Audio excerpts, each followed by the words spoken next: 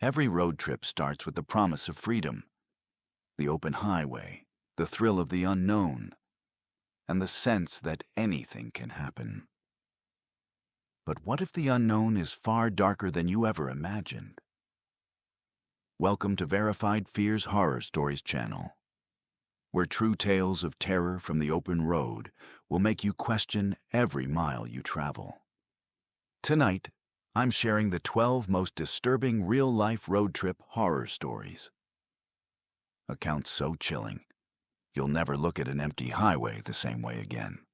If you think you're brave enough to handle the truth, hit subscribe, turn on notifications, and share your own terrifying road trip experience in the comments below. Let's see who can make it to the end without looking over their shoulder. Because on this channel, the fear is always real. There's a silence that settles over the wilds of northern British Columbia that feels ancient, almost sentient. It's the kind of silence that creeps into your bones, that makes you realize just how far you are from the rest of the world. For Ethan and Mark, two brothers on the cusp of adulthood, that silence was both a promise and a warning as they set out on their long-anticipated summer road trip in the mid-1990s. Ethan, the older at 18, was eager to taste freedom before college, while Mark, 16, was content to follow his brother's lead, trusting him implicitly, as younger siblings often do. Their journey began with the kind of excitement that only youth and a full tank of gas can bring. They had mapped out a route that would take them from their small hometown in southern British Columbia all the way to the rugged coast of Prince Rupert. Their parents, a little nervous but supportive, had insisted on daily phone calls and pressed emergency cash into their hands. The brothers laughed off the warnings, convinced that nothing bad ever really happened on the open road. The first 2 days passed in a blur of pine forests, mountain vistas, and roadside diners. They camped by lakes and swapped ghost stories by the fire, their voices echoing into the vastness. It wasn't until the third day, as dusk settled over Highway 37, that the mood began to shift. The highway was a ribbon of cracked asphalt winding through endless trees, the kind of place where the world feels pared down to just you and the road. Mark watched the gas gauge dip lower and lower, his anxiety rising with every passing mile. Ethan, ever the optimist, assured him they'd find a rest stop soon. But as the sun bled out behind the trees, it became clear they were alone. When they finally spotted a gravel pull-off, half hidden by overgrown brush, it felt like a relief. They parked at the far end, away from the road, and killed the engine. The silence that followed was immediate and total, broken only by the ticking of the cooling engine and the distant call of an owl. They ate a cold dinner on the hood of the car, watching the last light fade. Mark tried to call home, but his phone displayed only a single bar before flickering to no service. He didn't mention it to Ethan, not wanting to seem childish. They climbed into the car, locked the doors, and tried to get comfortable. Mark curled up in his sleeping bag, listening to the forest breathe around them. He tried to focus on the rhythm of Ethan's breathing, steady and calm. But his mind kept conjuring images of bears, wolves, and the other, nameless dangers that might be lurking just beyond the tree line. Sleep came fitfully, broken by strange dreams and the occasional snap of a twig outside. At some point, Mark woke with a start, heart pounding, unsure what had roused him. The car was cold and damp, the windows fogged with their breath. For a moment, he lay still, listening. Then he heard it, a faint crunching sound, like footsteps on gravel, slow and deliberate. He held his breath, straining to see through the condensation. At first, there was nothing, just the vague shapes of trees and the reflection of his own pale face. Then, movement, a shadow passing close to the car, too tall and upright to be an animal. Reached over and shook Ethan's shoulder, whispering his name. Ethan groaned and sat up, rubbing his eyes. Mark gestured for silence, his hand trembling. Together, they listened. The footsteps came again, louder this time, circling the car. Ethan's face went pale. He reached for the keys, but in the darkness and panic, fumbled them onto the floor. Suddenly, a face appeared at the driver's side window. It was close enough that Mark could see the lines etched into the man's skin, the wild look in his eyes. The man grinned, revealing yellowed teeth, and pressed his hand flat against the glass. Mark recoiled, his breath coming in short, shallow gasps. Another figure appeared at the rear window, then another at the passenger side. In total, Mark counted 5 men, all dressed in dark, ragged clothes, their faces gaunt and hungry-looking. One of them tried the passenger door, rattling the handle. Another began tapping on the glass with something metallic. A knife, Mark realized with a jolt of terror. Men moved with a strange, predatory patience, as if they were used to waiting for prey to make a mistake. Ethan finally found the keys, his hands shaking so badly he nearly dropped them again. He jammed them into the ignition and turned. The engine sputtered, then roared to life, the headlights illuminating the men in stark, unnatural light. For a split second, they froze, caught in the glare like startled animals. Then, as if on cue, they surged forward, pounding on the windows and doors. Ethan slammed the car into drive and floored the accelerator. The tires spun on the loose gravel before catching, and the car lurched forward, narrowly missing one of the men who stumbled back with a snarl. Mark looked back as they sped onto the highway, his vision swimming with tears of relief and terror. The men stood at the edge of the pull-off, watching them go, their faces blank and unreadable. They drove for miles in silence, the only sound the roar of the engine and their own ragged breathing. Ethan's knuckles were white on the steering wheel. Mark stared out the window, half expecting to see headlights in the rearview mirror or figures running alongside the car. When they finally reached a truck stop, bathed in harsh fluorescent light, they pulled in and sat for a long time, neither willing to get out. Eventually, Ethan managed to call their parents, inventing a story about car trouble. They didn't mention the men or the terror that had nearly consumed them. It felt unreal, like a nightmare they'd shared. That night, they slept in shifts, always keeping one eye on the parking lot. Ethan tried to laugh it off, but Mark could see the fear lingering in his eyes. For the rest of the trip, they refused to stop anywhere that wasn't crowded and well lit. They avoided side roads and pull-offs, sticking to the main highways even when it meant driving hours out of their way. The memory of those faces, pressed against the glass, haunted them both. When they finally made it home, they tried to put the incident behind them.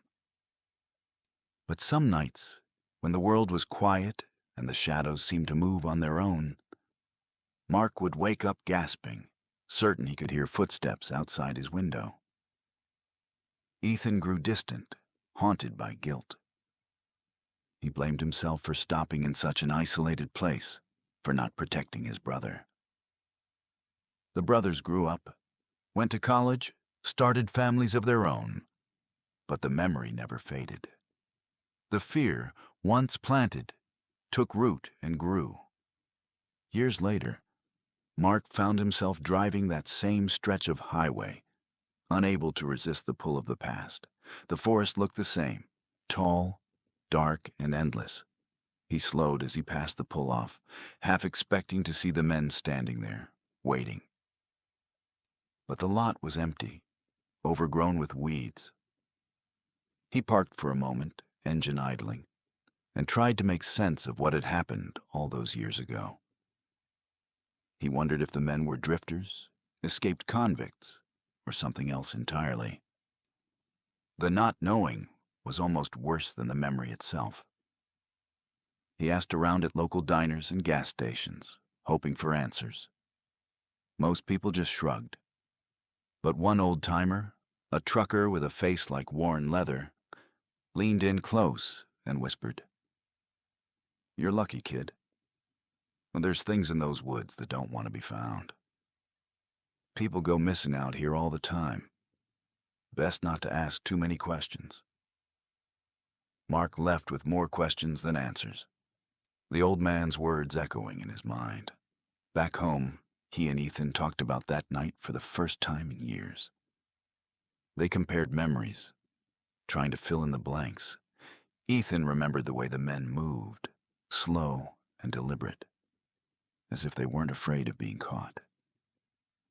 Mark remembered the cold, dead look in their eyes. They both remembered the overwhelming sense of helplessness, the certainty that they were completely alone. The story became a cautionary tale in their family.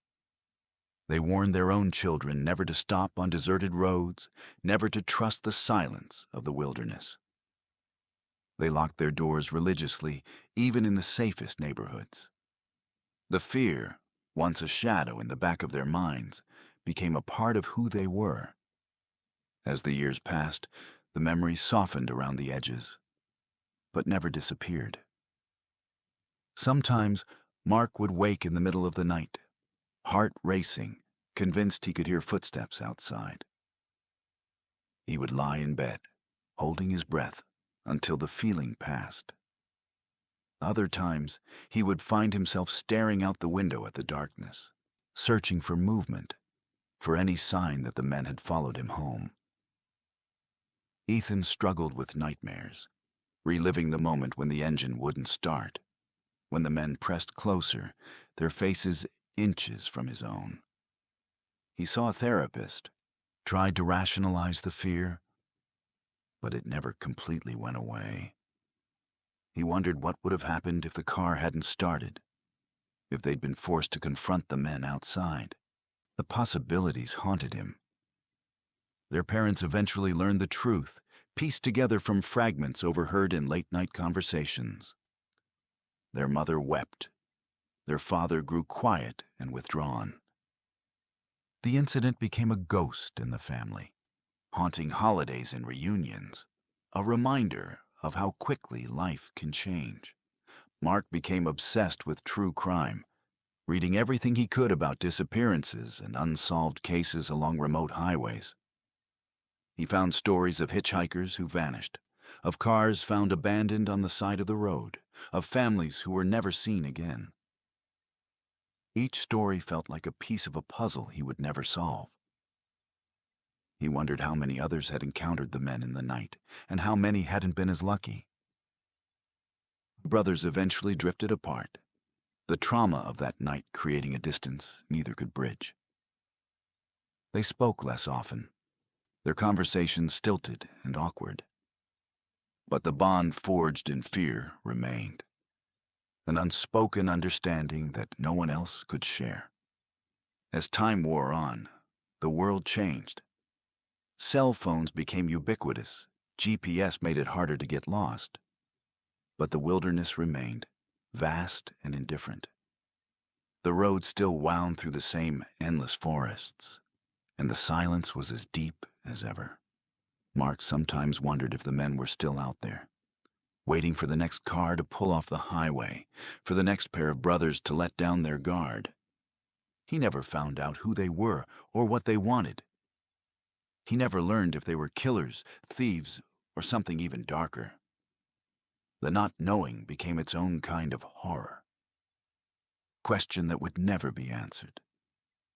In the end, the story of the men in the night became a legend in Mark's mind, a warning to anyone who would listen. He told his children, his friends, anyone who would listen, trust your instincts.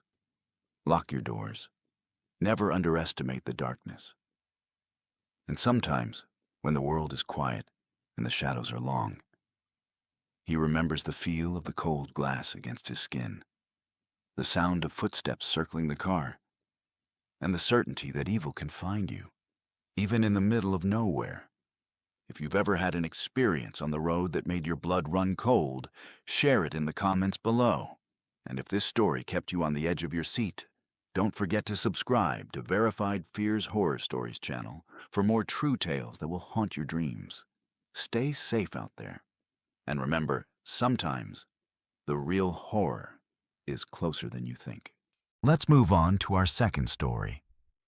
A true account that will make you question every vehicle you see in your rearview mirror. The Patel family's road trip was supposed to be a celebration.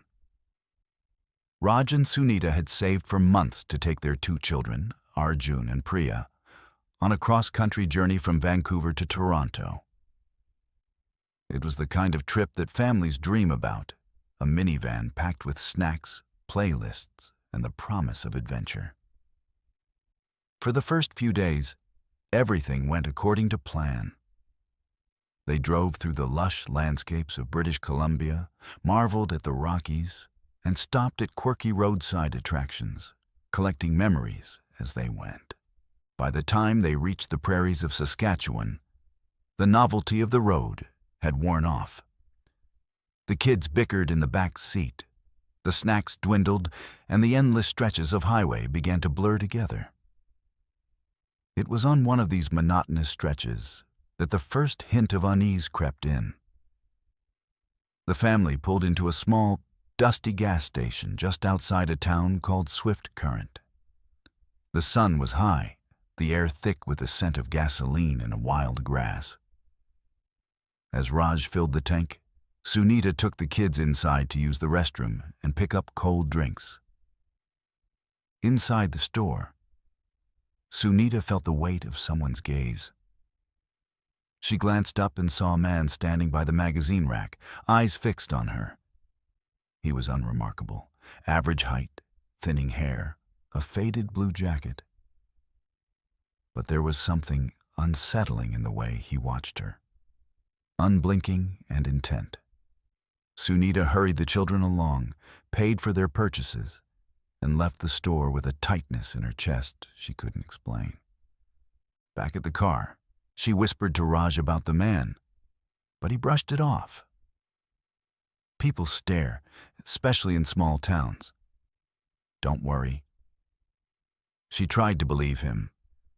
They buckled the kids in, pulled out of the gas station, and merged back onto the highway, the incident already fading into the haze of travel fatigue. But within minutes, Sunita noticed the same man's car, a battered silver sedan, pull out of the gas station and fall in behind them. At first, she thought nothing of it. There weren't many roads out here, and it was only natural that another traveler would be heading east. But as the miles ticked by, the sedan remained a constant presence in the rearview mirror. It never got too close, never tried to pass. But it never fell far behind either. Sunita tried to distract herself with music, with conversation, with the endless task of keeping the kids entertained. But every time she glanced in the mirror, the sedan was there. She mentioned it to Raj, who shrugged.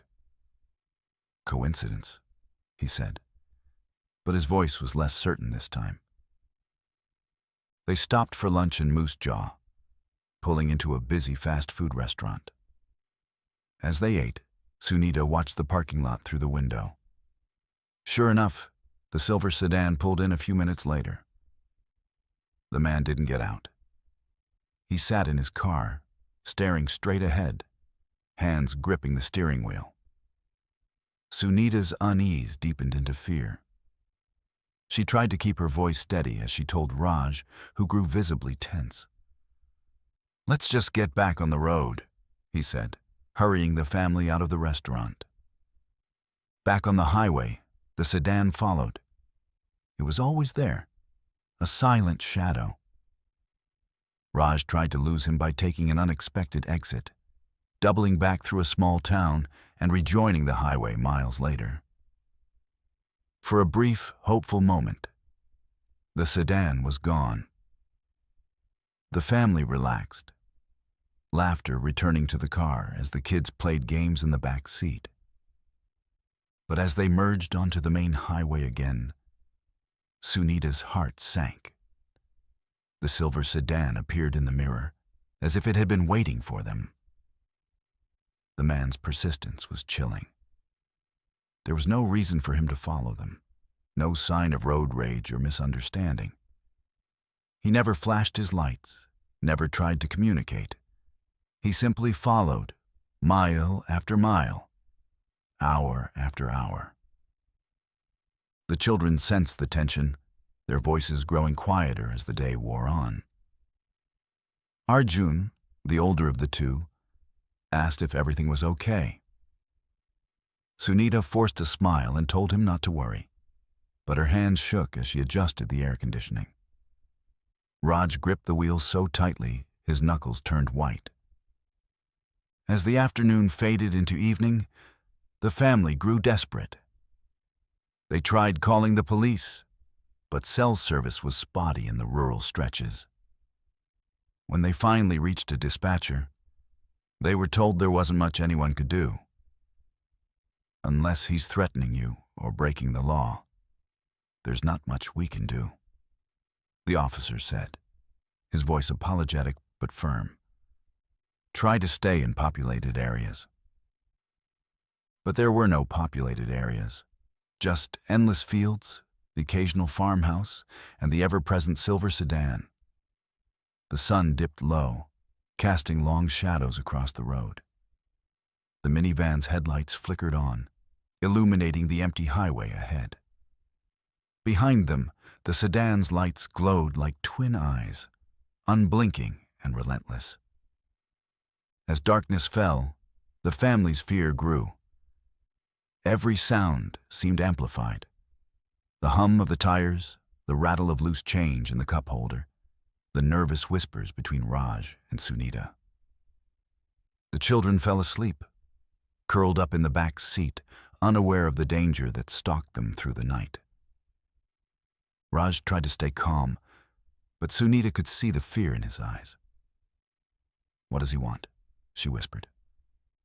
Raj shook his head. "I don't know. But we can't stop. Not until we lose him." They drove on, hour after hour, exhaustion setting in. The highway stretched endlessly ahead, a ribbon of darkness bordered by fields and forests. Every so often they passed another car or truck, but the sedan always remained, never overtaking, never falling behind.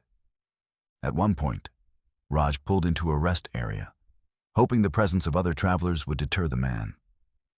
The sedan pulled in as well, parking at the far end of the lot. Raj waited, engine idling, watching the man through the rearview mirror. The man never moved, never looked away. After 10 minutes, Raj gave up and pulled back onto the highway. The sedan followed. Sunita's fear turned to anger. She rolled down her window at a stoplight in a small town and shouted at the man, demanding to know why he was following them. The man stared straight ahead, expressionless, as if he hadn't heard her at all. The light turned green, and the minivan sped off, the sedan close behind. By midnight, the family was near their breaking point. The children slept fitfully, waking now and then to ask if they were there yet. Sunita's nerves were frayed, her hands trembling as she clutched the seat. Raj's eyes were bloodshot, his voice hoarse from hours of whispered strategizing. Finally, they saw the lights of a large truck stop ahead, a beacon of hope in the darkness. Raj pulled in, parking as close to the entrance as possible. The lot was crowded with semis and travelers, the air thick with the smell of diesel and fried food. The sedan circled the lot slowly, the man's face hidden in shadow. For a moment, he seemed to hesitate. Then he pulled back onto the highway and disappeared into the night. The family sat in stunned silence, the relief almost overwhelming. They waited for half an hour, watching the road, but the sedan never returned. When they finally went inside, the harsh lights and noisy chatter felt like a sanctuary. They never saw the man again. The rest of their trip passed without incident, but the memory of that night haunted them. Sunita would wake in the night, heart racing, convinced she saw headlights outside her window. Raj became hypervigilant, checking the rearview mirror constantly, always wary of cars that lingered too long behind them. For years afterward, the family avoided road trips, choosing instead to fly or stay close to home. The children grew up, but the story became a family legend, a cautionary tale told at gatherings and holidays. Sunita would warn friends and relatives to trust their instincts, to never ignore the feeling of being watched. The experience changed them. They became more cautious, more aware of the dangers that lurk on the open road. The world felt a little less safe, a little more unpredictable. And every time they set out on a new journey, they couldn't help but glance in the rearview mirror, haunted by the memory of the relentless stranger who turned their dream vacation into a waking nightmare. But the story didn't end there. Years later, Arjun, now a young man, found himself driving alone late at night, returning from a friend's wedding. As he merged onto the highway, he noticed a car behind him, headlights glaring in his mirror. For a moment, his heart raced, old fears rising to the surface. But the car passed him and sped off into the night, leaving him alone with his memories. He realized then how deeply the experience had affected him, how it had shaped his sense of the world. He called his mother the next day, telling her about the drive. Sunita listened, her voice gentle. "You're safe," she said, "but always trust your instincts." The Patel family's story is a reminder that sometimes the most terrifying threats are the ones that never reveal themselves, the dangers that lurk just out of sight. It's a story about fear, about the unknown, and about the power of family to endure even the darkest of nights. If you've ever felt the prickling sensation of being watched, if you've ever checked your mirror and seen the same car behind you for miles, you know how quickly the familiar can turn sinister. The open road is a place of freedom, but it's also a place of vulnerability, where the boundaries between safety and danger are razor thin. So the next time you set out on a journey, remember the Patel family. Remember to trust your instincts, to stay alert, and to never take your safety for granted. Because sometimes, the real horror isn't what you see ahead of you. It's what follows you, mile after mile, refusing to let you go. And if you have a story like this, if you've ever been followed, watched, or threatened on the road, share it in the comments below. Your experience might just be the warning someone else needs to stay safe. Don't forget to subscribe to Verified Fear's Horror Stories channel for more true tales that will keep you looking over your shoulder. Stay safe out there. And remember, sometimes the scariest things are the ones that never show their face. Let's move to our third story. A true account that proves sometimes the most terrifying dangers on the road are the ones that come disguised as kindness. The summer after their sophomore year, best friends Emily and Sarah decided to take a road trip across the American Midwest. They were both 20, full of restless energy and the kind of optimism that comes from never having been truly afraid. Their plan was simple: drive from their college town in Iowa to Denver, stopping at every oddball roadside attraction they could find. They packed their little blue hatchback with snacks, mixtapes, and a tent, promising their parents they'd stick to main roads and check in every night. It was supposed to be a trip they'd remember for the rest of their lives. And it was, but not for the reasons they'd hoped. The first 2 days were everything they'd imagined. They took selfies with giant fiberglass cows, ate pie at a diner shaped like a UFO, and camped beneath skies so wide and star-filled it made them feel tiny and infinite at the same time. They laughed about their parents' warnings, about horror movies where girls like them made all the wrong choices. "We're not stupid," Emily said, tossing her hair and grinning across the campfire at Sarah. "We know how to take care of ourselves." On the third day, they left Kansas City behind and headed west, the landscape flattening into endless fields of corn and wheat. The sun was high, the air thick and humming with the sound of insects. They sang along to the radio, windows down, hair whipping in the wind. It was the kind of day that felt like it could last forever. But by late afternoon, the car's gas gauge dipped lower and lower. Emily, who was driving, frowned at the dashboard. "We should have filled up back in that last town," she said, her voice tight with worry. Sarah pulled out her phone, but the signal was weak and the map wouldn't load. They passed a sign for a town called Harper, 10 miles ahead. "We'll make it," Emily said, trying to sound confident. They didn't. 5 miles later, the engine sputtered and died, the car coasting to a stop at the side of a narrow 2-lane road. The field stretched out on either side, golden and empty, the nearest farmhouse a distant smudge on the horizon. They sat in silence for a moment, the reality of their situation settling over them like a heavy blanket. "Well, shit," Sarah said finally, forcing a laugh. "At least it's not dark yet."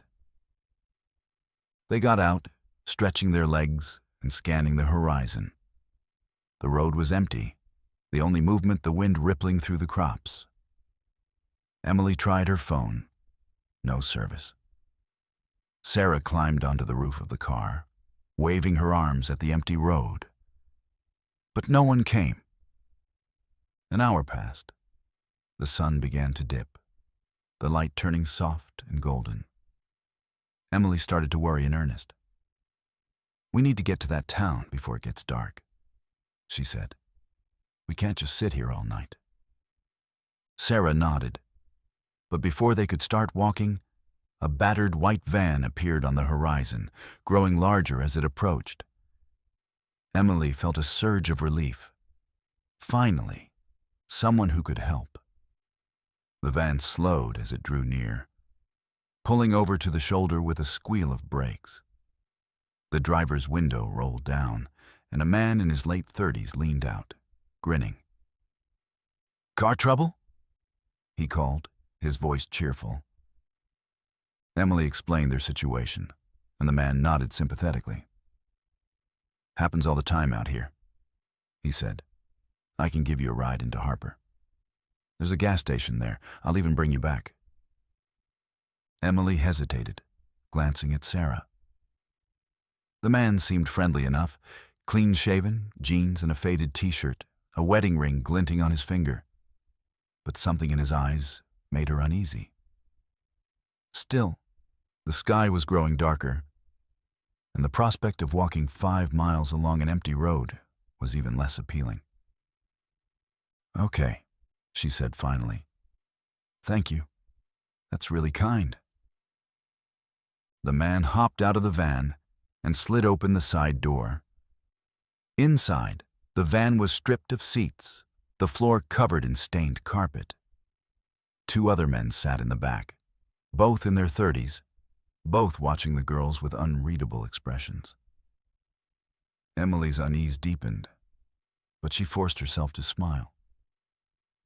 "Hi," she said, her voice trembling. The men nodded, saying nothing. The driver gestured for the girls to climb in. Emily hesitated, but Sarah, ever the bolder of the two, shrugged and climbed inside. Emily followed, heart pounding. The van smelled of sweat and old cigarettes. The driver got back behind the wheel, pulling onto the road with a lurch. Emily sat as close to Sarah as possible, clutching her purse in her lap. The men in the back watched them, silent. For a few minutes, no one spoke. The only sound was the hum of the engine and the rattle of loose tools in the back. Emily tried to make conversation, asking about the town, but the men gave only curt answers. The driver glanced at her in the mirror, his eyes cold. As they drove, Emily noticed they weren't heading toward Harper. The road twisted away from the direction they'd come, leading deeper into the fields. She nudged Sarah, whispering, "This isn't right." Sarah's eyes widened. She turned to the driver. "Aren't we going to Harper?" The driver didn't answer. The man beside him, bigger with a thick beard, laughed softly.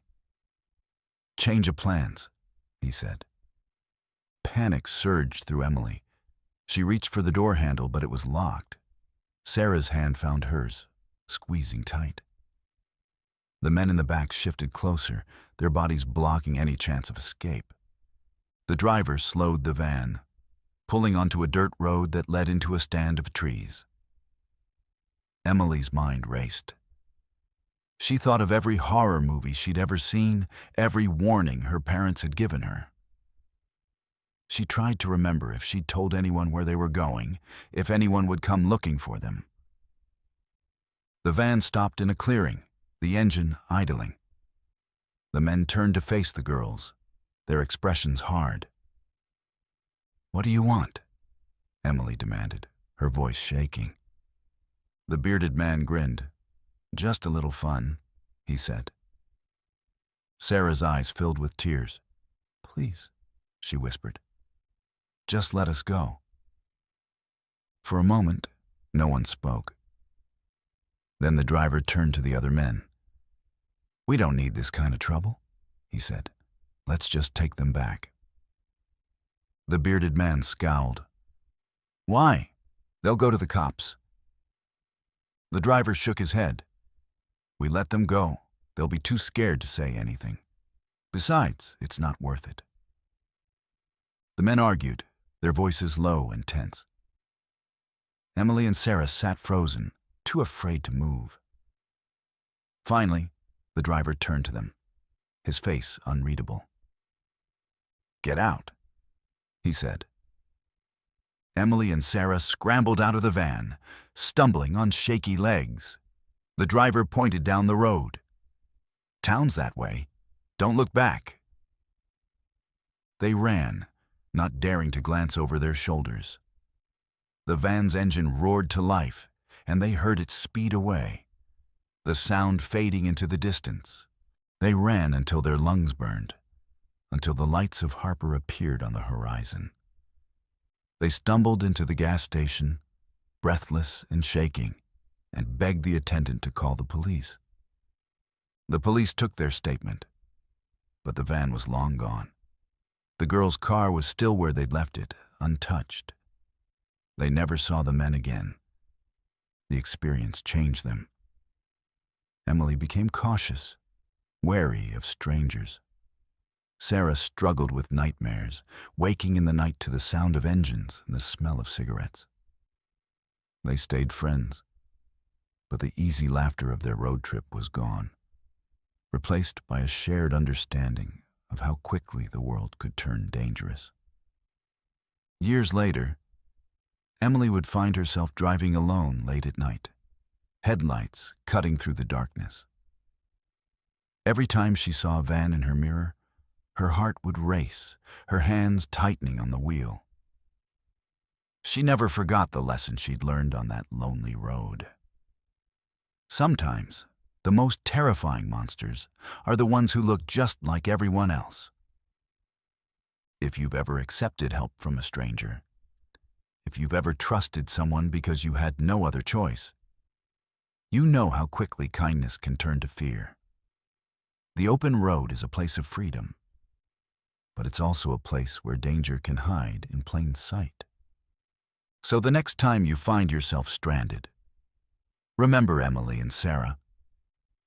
Trust your instincts, stay alert, and never, ever get into a car with someone who makes you uneasy.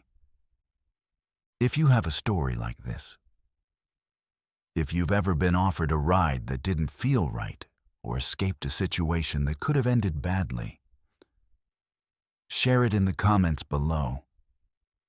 Your experience might be the warning someone else needs to stay safe. And don't forget to subscribe to Verified Fear's Horror Stories channel for more true tales that will keep you looking over your shoulder. Stay safe out there. And remember, sometimes the scariest dangers are the ones that come with a smile.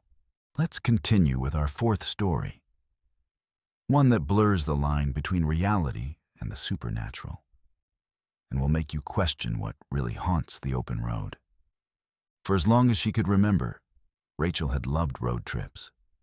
She was the kind of person who found comfort in the hum of the engine, the endless ribbon of highway, and the way the world seemed to open up when you left the city behind.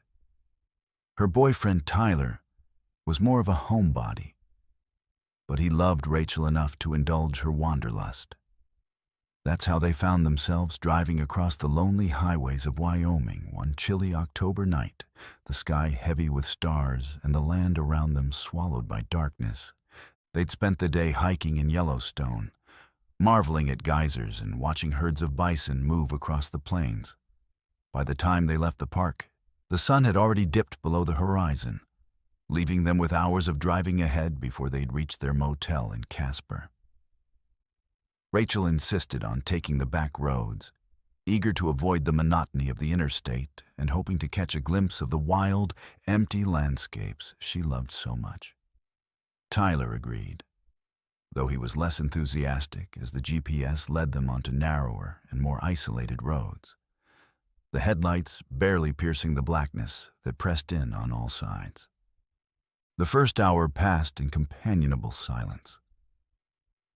Rachel drove, her hand steady on the wheel, while Tyler dozed in the passenger seat. The only sounds were the engine, the occasional thump of the tires over a pothole, and the distant howl of the wind.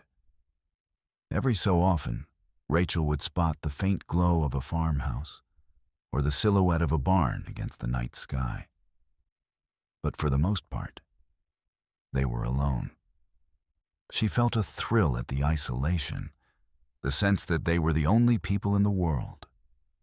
That feeling began to shift as the night wore on.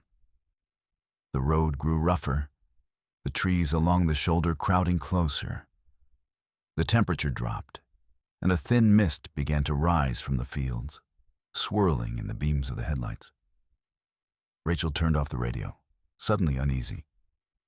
She couldn't say why, but the darkness felt heavier, more oppressive. Tyler stirred, rubbing his eyes and glancing at the clock. It was nearly midnight. "Are we almost there?" he asked, his voice thick with sleep. "About another hour," Rachel replied, forcing a smile. "You can go back to sleep if you want." Tyler shook his head. "I'll stay up with you. Feels weird out here." Rachel nodded, relieved to have his company. She tried to shake off the sense of foreboding, telling herself it was just the lateness of the hour and the unfamiliar road. But as they rounded a bend, she saw something that made her breath catch in her throat, a pair of headlights in the distance, growing brighter as they approached. At first, Rachel felt a surge of relief. Another car meant they weren't completely alone. But as the vehicle drew closer, she realized something was off. The headlights were too high, too wide set, and they seemed to float above the road, swaying from side to side. The light was blinding, harsh and white, illuminating the mist in the strange, swirling patterns. Tyler squinted, trying to make out the shape of the vehicle. "Is that a truck?" he asked. Rachel nodded, slowing the car as the headlights bore down on them. The truck was moving fast, too fast for a road like this. She pulled as far to the right as she could, her tires crunching on the gravel shoulder. The truck didn't slow. It barreled toward them, horn blaring, lights flashing. Rachel gripped the wheel, heart pounding, as the truck swerved into their lane. "Rachel, watch out!" Tyler shouted. She slammed on the brakes, the car skidding to a stop. For a split second, the truck filled her vision. An old rusted semi with shattered windows and a grille twisted into a snarl. The driver's face was a blur, lost in the glare of the headlights. Rachel braced for impact, certain they were about to die. But the truck passed through them, literally through them. There was no crash, no sound of metal on metal, just a sudden, bone-chilling cold that seeped into Rachel's skin and left her gasping for breath. The headlights vanished, swallowed by the darkness. The road ahead was empty. For a moment, neither Rachel nor Tyler could speak. They sat in stunned silence, the car idling in the middle of the road. Rachel's hands shook so badly she could barely keep them on the wheel. Tyler reached over, his face pale. "What the hell was that?" he whispered. Rachel shook her head, tears streaming down her cheeks. She tried to start the car, but the engine sputtered and died. Panic surged through her. What if the truck came back? What if they were stranded here, alone in the dark?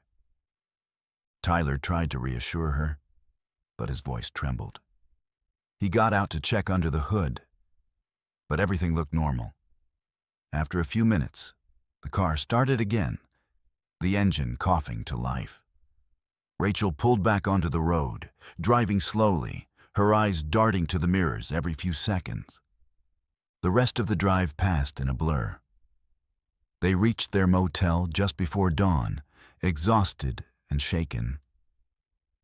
Neither of them slept. They tried to make sense of what had happened, but the memory of the truck, the way it had appeared out of nowhere, the way it had passed through them without a sound, defied explanation. The next day, they asked around at a local diner, describing what they'd seen. The waitress, an older woman with kind eyes, listened quietly before nodding. "You saw the ghost truck," she said. "Happens every few years, always on that stretch of road. My cousin saw it once. Said it nearly ran him off the road. Some folks say it's a spirit of a trucker who died out there years ago. Others say it's just a trick of the light.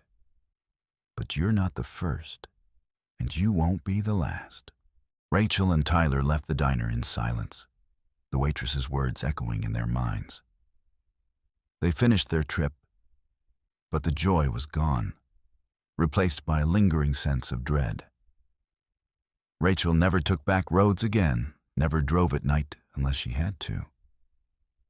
Tyler tried to laugh it off, but Rachel could see the fear in his eyes whenever they passed a truck on the highway.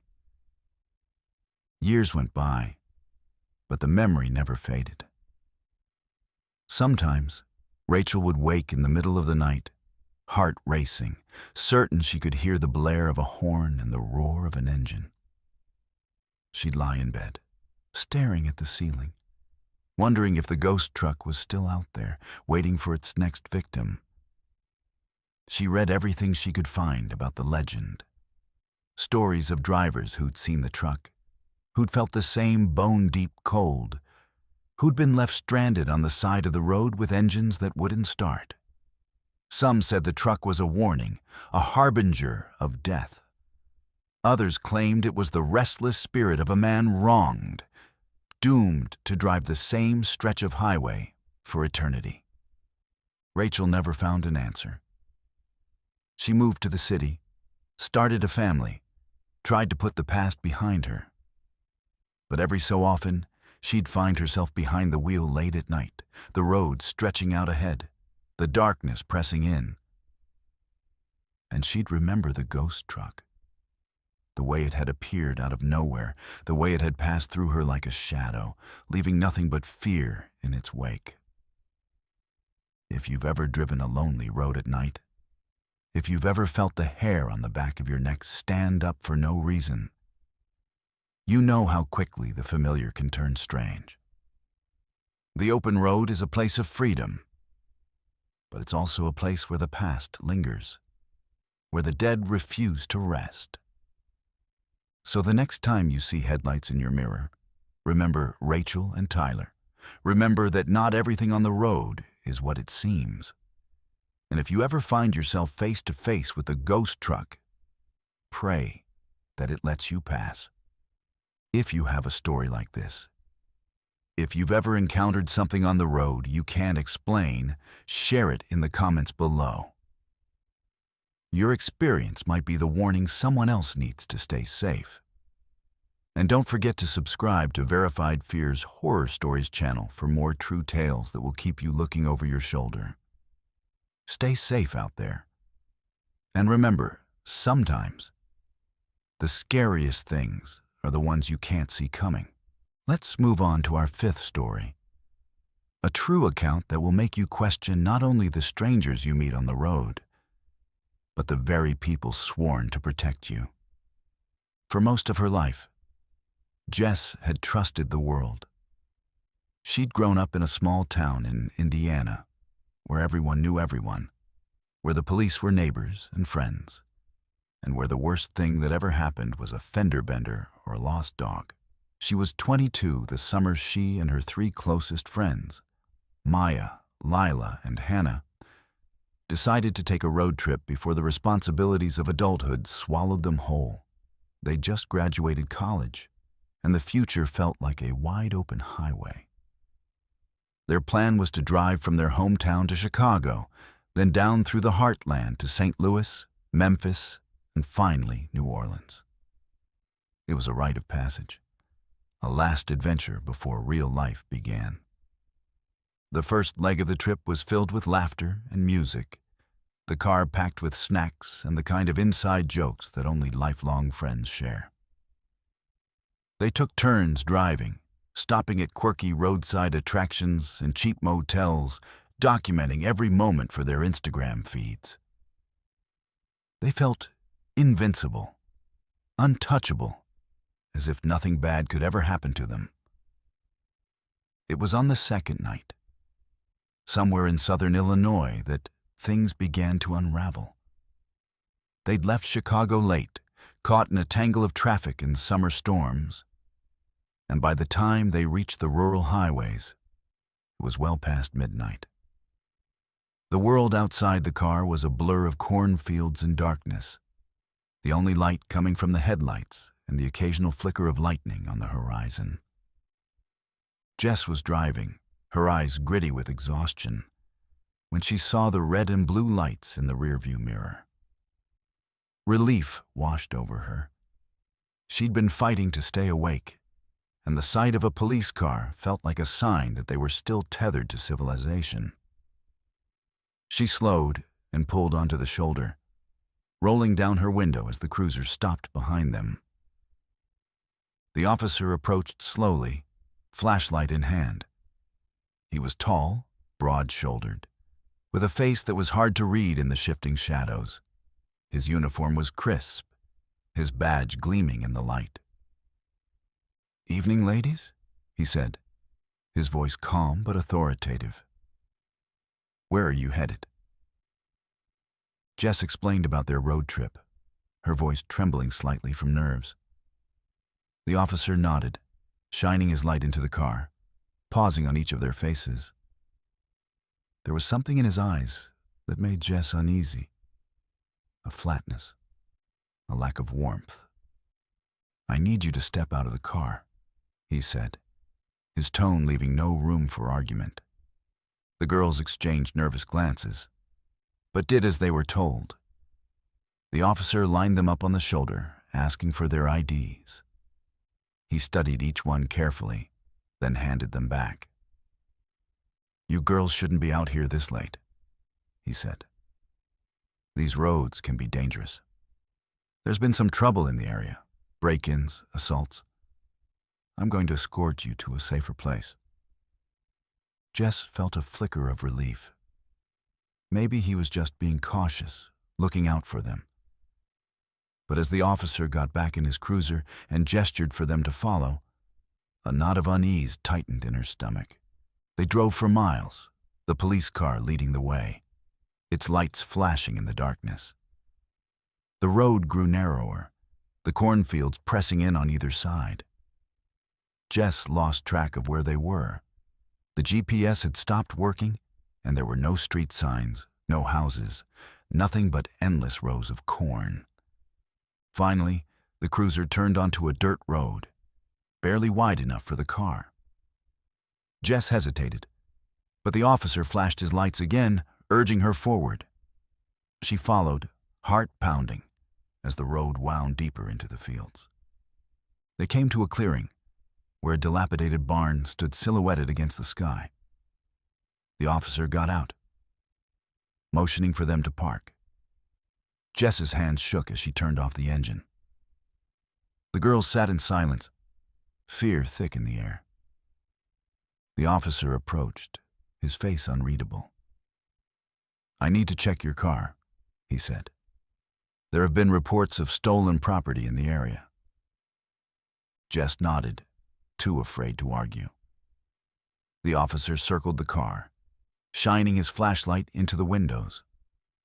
Suddenly, another set of headlights appeared, bouncing down the dirt road. A pickup truck pulled into the clearing, and two men got out, shotguns slung over their shoulders. Panic surged through Jess. She glanced at her friends, their faces pale with terror. The officer spoke quietly with the men, then turned back to the girls. "I need one of you to come with me," he said, his eyes settling on Maya. Maya shook her head, backing away. "Why? What did we do?"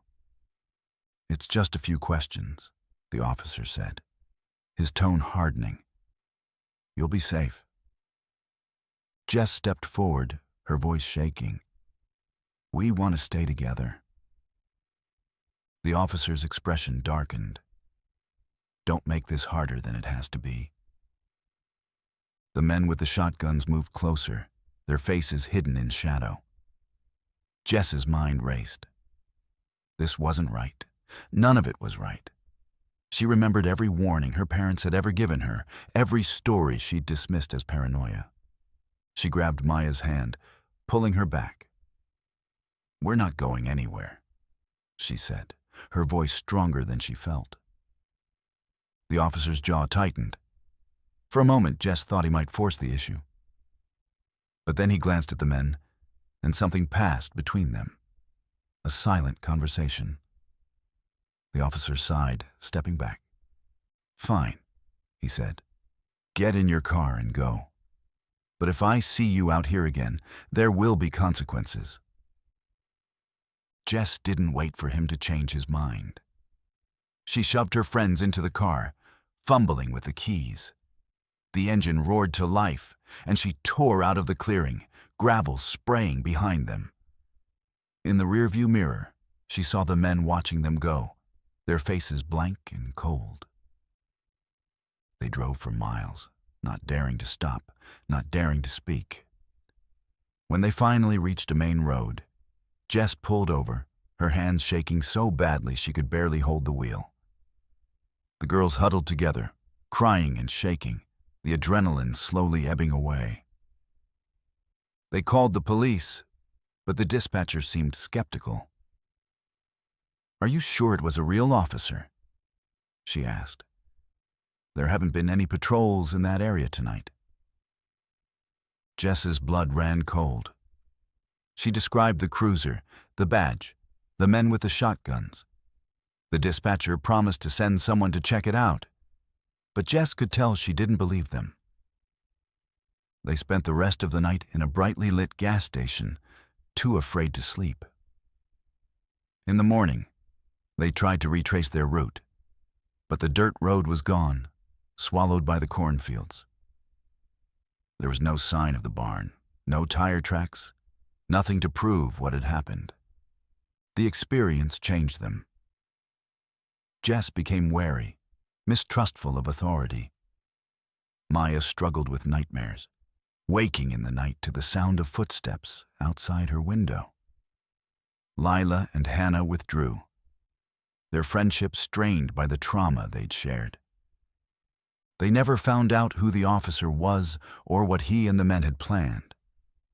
The police dismissed their story, chalking it up to stress and exhaustion. But Jess knew what she'd seen. The coldness in the officer's eyes, the threat in his voice, the sense that they'd come within inches of something truly evil. Years later, Jess still avoided rural roads, still flinched at the sight of flashing lights in her mirror.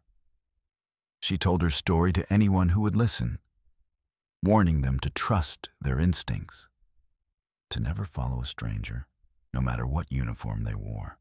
If you've ever felt the prickling sensation that something isn't right, if you've ever questioned the motives of someone in authority, you know how quickly trust can turn to fear. The open road is a place of freedom, but it's also a place where danger can wear any face, even the face of the law. So the next time you're pulled over on a lonely road, remember Jess and her friends. Stay together, stay alert, and never, ever let your guard down. If you have a story like this, if you've ever been threatened by someone you thought you could trust, share it in the comments below. Your experience might be the warning someone else needs to stay safe. And don't forget to subscribe to Verified Fear's Horror Stories channel for more true tales that will keep you looking over your shoulder. Stay safe out there. And remember, sometimes the scariest dangers are the ones that wear a badge. Let's continue with our sixth story. A true account that will make you question what really lingers on the roads we build over the past. For decades, the small town of Millersfield was defined by its isolation. Tucked between rolling hills and dense woods, its only connection to the outside world was a winding, two-lane road that snaked through the countryside.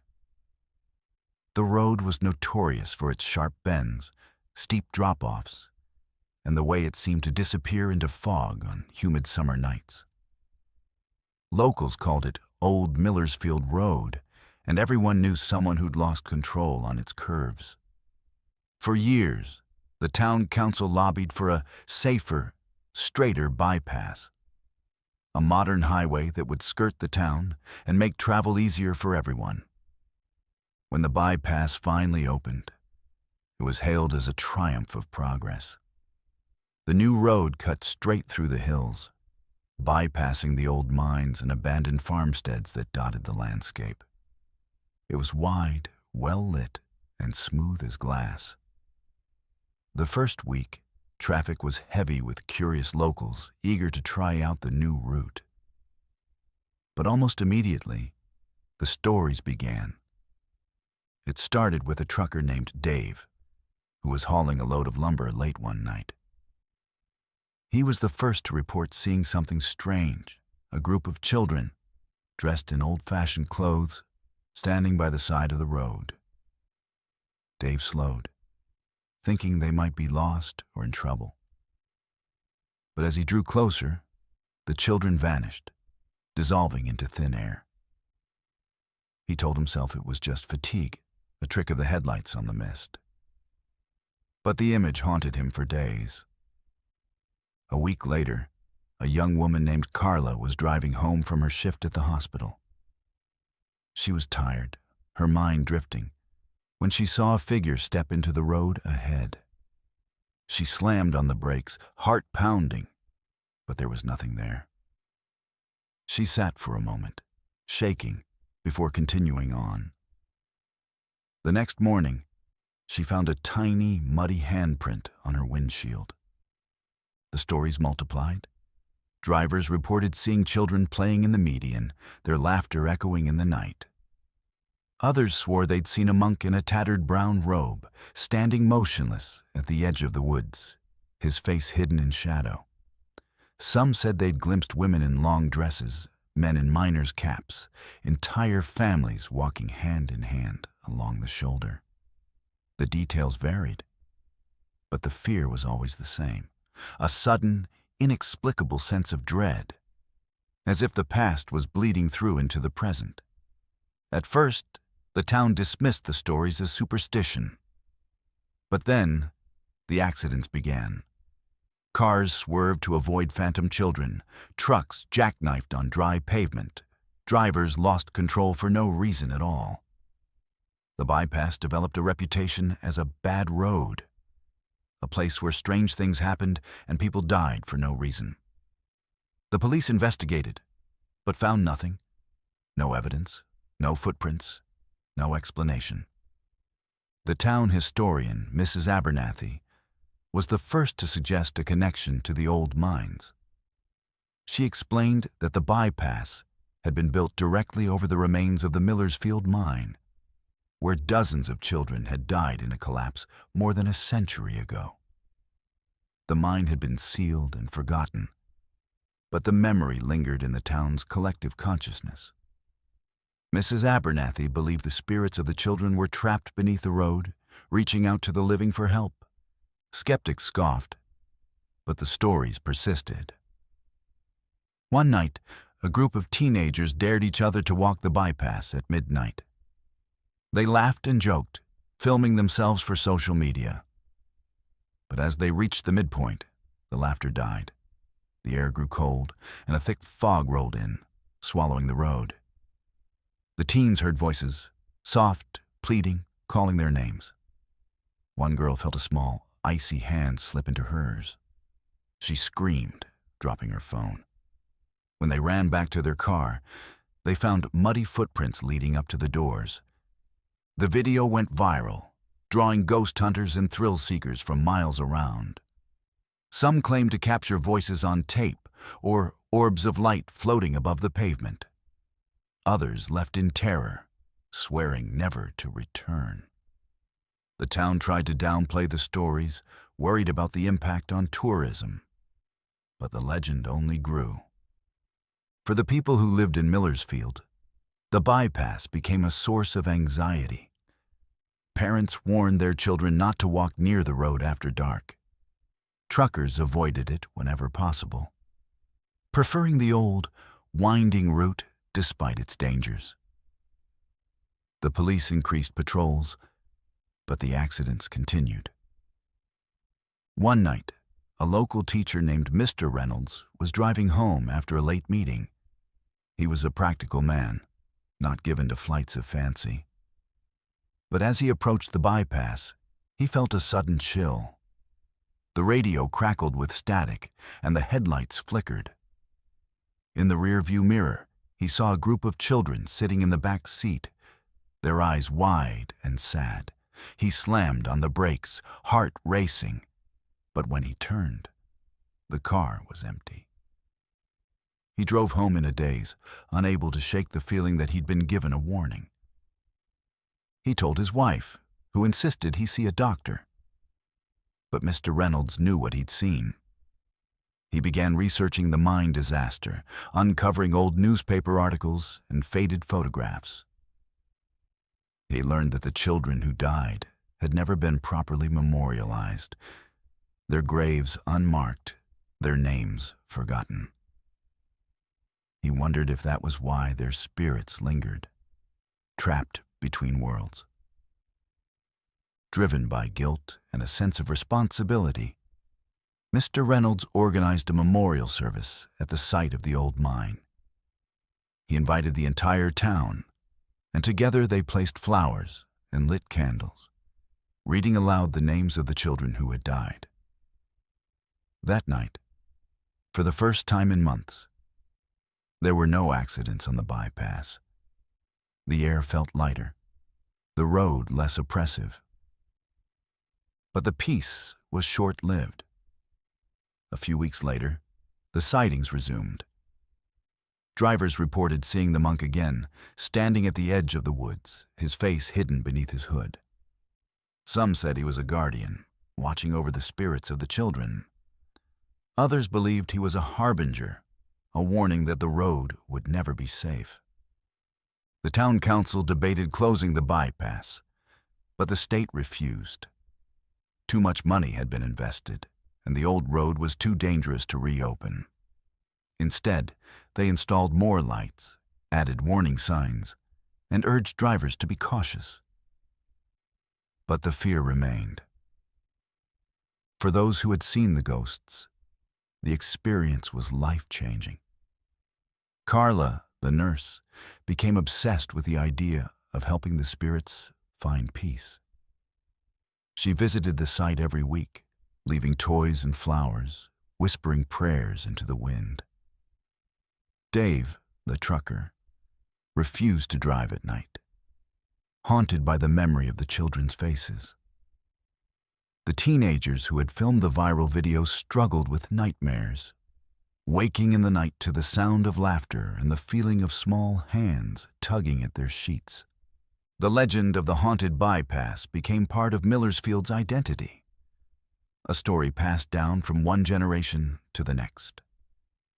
Some treated it as a joke, a way to scare newcomers and entertain tourists.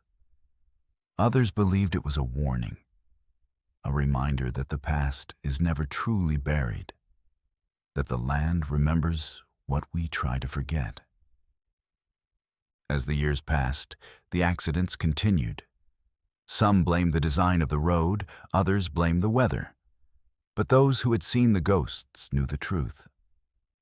The spirits of the children, the monk, the families who had lost everything in the mines. They were still there, trapped beneath the asphalt, reaching out to the living for help. If you ever find yourself driving the Millersfield bypass late at night, pay attention to the shadows at the edge of your headlights. Listen for the sound of laughter, the whisper of voices in the wind. And if you see a child standing by the side of the road, don't stop. Don't look back. Just drive and pray that the past lets you pass in peace. If you have a story like this, if you've ever encountered something on the road that you can't explain, share it in the comments below. Your experience might be the warning someone else needs to stay safe. And don't forget to subscribe to Verified Fear's Horror Stories channel for more true tales that will keep you looking over your shoulder.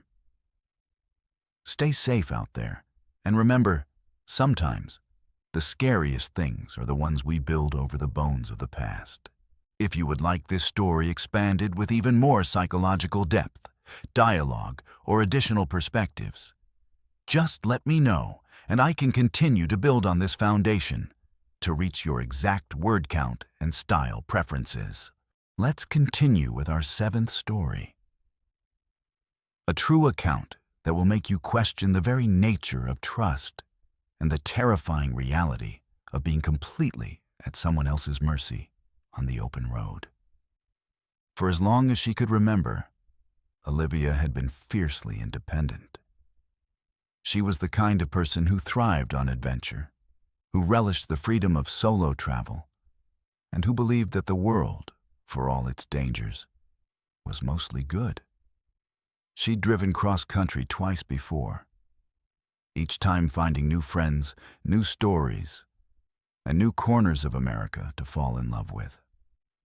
It was the summer after her college graduation, and she decided to take one last road trip before settling into her first real job. A journey from her childhood home in Vermont all the way to San Diego, where her new life awaited. Her parents worried, of course, but Olivia reassured them with her usual confidence.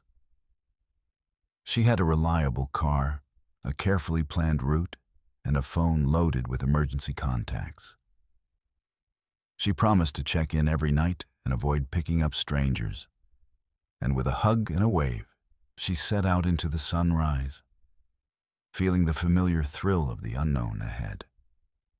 The first days were everything she'd hoped for.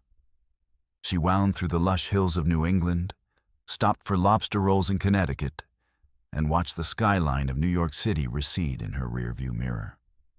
She camped in state parks, spent a night in a quirky bed and breakfast in Ohio, and marveled at the endless fields of the Midwest. She took photos at every stop, sending them to her parents and friends, her confidence growing with every mile. By the time she reached the plains of Kansas, the road felt like home, and the worries her parents had pressed on her seemed distant and unnecessary. It was somewhere between Salina and Dodge City that things began to unravel. Olivia had been driving for hours, lulled by the monotony of the highway and the gentle sway of the car. The sun was setting, painting the sky in shades of orange and purple, and she was looking forward to a hot meal and a soft bed in the next town. She passed a sign for a rest area 10 miles ahead and decided to push on, her stomach rumbling with anticipation. The road was empty, the fields on either side stretching out to the horizon, and for the first time all trip, Olivia felt a flicker of unease. She brushed it off as fatigue cranked up the radio and pressed on. As she neared the rest area, Olivia noticed a car pulled over on the shoulder, hazard lights flashing. A man stood beside it, waving his arms, his face etched with worry. Olivia hesitated, her parents' warnings echoing in her mind. But the man looked desperate, and she couldn't ignore the pang of empathy that rose in her chest. She slowed, rolling down her window as she pulled up beside him. "Are you okay?" she called, keeping her distance. The man, mid-30s, clean-shaven, dressed in jeans and a faded t-shirt, explained that his car had broken down and his phone was dead. He asked if she could give him a ride to the next town, just a few miles up the highway. Olivia hesitated, glancing at the empty road behind her. The man seemed harmless enough, and she didn't want to leave him stranded. Against her better judgment, she agreed, unlocking the passenger door and gesturing for him to get in. He thanked her profusely, introducing himself as Tom. He was friendly, chatty, and seemed genuinely grateful for the help. Olivia relaxed as they drove, listening to his stories about growing up in Kansas and his plans to visit family in Colorado. They reached the rest area, and Tom asked if she could wait while he used the restroom. Olivia agreed, pulling into a parking spot and checking her phone for messages. A few minutes later, Tom returned, but something in his demeanor had changed. He was quieter, his eyes darting nervously around the lot. Olivia felt a twinge of unease, but before she could react, Tom lunged, grabbing her by the arm and dragging her from the car. She screamed, kicking and clawing, but Tom was stronger. He forced her into the trunk of his car, slamming the lid shut before she could escape. Panic surged through Olivia as she pounded on the inside of the trunk, her screams muffled by the thick metal. She fumbled for her phone, but it was still in the front seat of her car. The trunk was dark, hot, and smelled of oil and old carpet. She tried to remember everything she'd ever read about escaping from a trunk: look for the emergency release, kick out the tail lights, stay calm. Her heart raced as she felt around in the darkness, her fingers brushing against a rusted tire iron and a tangled mess of jumper cables. There was no emergency release. The car started, the engine rumbling beneath her. Olivia felt the vehicle lurch forward, the motion disorienting. She tried to keep track of the turns, the stops, the sounds outside, but fear clouded her mind. She sobbed, her body shaking with terror, as the car sped down the highway, away from the safety of the rest area and into the unknown. Time lost all meaning in the darkness. Olivia drifted in and out of consciousness, her mind replaying every mistake, every warning she'd ignored. She thought of her parents, her friends, the life she'd been so eager to start. She wondered if anyone would notice she was missing, if anyone would come looking for her. She tried to stay focused, to remember every detail that might help her escape, but the fear was overwhelming. Eventually, the car slowed, then stopped. Olivia heard voices outside, Tom and another man, their words muffled by the trunk. She strained to listen, catching snippets of conversation. "She's in the trunk. No one saw. We'll take her to the old place." Her blood ran cold as she realized she wasn't just dealing with one captor, but two. The trunk opened, and the harsh glare of a flashlight blinded her. Tom and the other man, a burly, bearded figure with cold eyes, dragged her from the trunk, binding her hands with duct tape. They forced her into the back seat, wedged between them, and drove for what felt like hours. Olivia tried to memorize the route, but the roads twisted and turned, the landmarks unfamiliar. They stopped at an abandoned farmhouse, its windows boarded up and its yard overgrown with weeds. The men dragged her inside, locking her in a small, windowless room. Olivia's mind raced as she searched for a way out, testing the door, the walls, the floorboards. She found nothing but splinters and dust. Days passed in a blur of fear and exhaustion. The men brought her food and water, but said little. She heard them arguing outside her door, their voices rising and falling. She caught fragments of their plans: ransom, escape, something about waiting for the right time. Olivia clung to hope, telling herself that someone would come looking for her, that she would find a way out. One night, as the men argued in the kitchen, Olivia heard a faint scraping sound from the wall behind her. She pressed her ear to the plaster, listening. The sound grew louder, then stopped. A whisper, barely audible, filtered through the wall. "Are you okay?" Olivia's heart leapt. She whispered back, explaining her situation. The voice, soft, trembling, belonged to another captive, a teenage girl named Mia. She'd been taken weeks earlier, snatched from a bus stop in a nearby town. The men had kept her locked up, feeding her just enough to keep her alive. Mia had given up hope of rescue, but Olivia's arrival had rekindled a spark of determination. Together, they plotted their escape. Olivia found a loose floorboard, prying it up with a shard of broken glass. Beneath it, she discovered a rusted nail, which she used to pick at the lock on her door. It took days of careful work, but finally, the lock gave way. Olivia waited until the men were asleep, then crept into Mia's room, freeing her from her bonds. They moved silently through the house, hearts pounding, every creak of the floorboards threatening to give them away. They found a phone in the kitchen, but it was dead. The front door was locked, the windows barred. Desperate, they searched for another way out, finally discovering a cellar door that led to the backyard. They slipped into the night, running through the overgrown yard and into the woods beyond. They stumbled through the darkness, branches tearing at their clothes, until they reached a road. Olivia flagged down a passing car, her voice hoarse with relief. The police arrived within minutes, arresting Tom and his accomplice. Olivia and Mia were taken to the hospital, where they were reunited with their families. The ordeal had lasted less than a week, but it felt like a lifetime.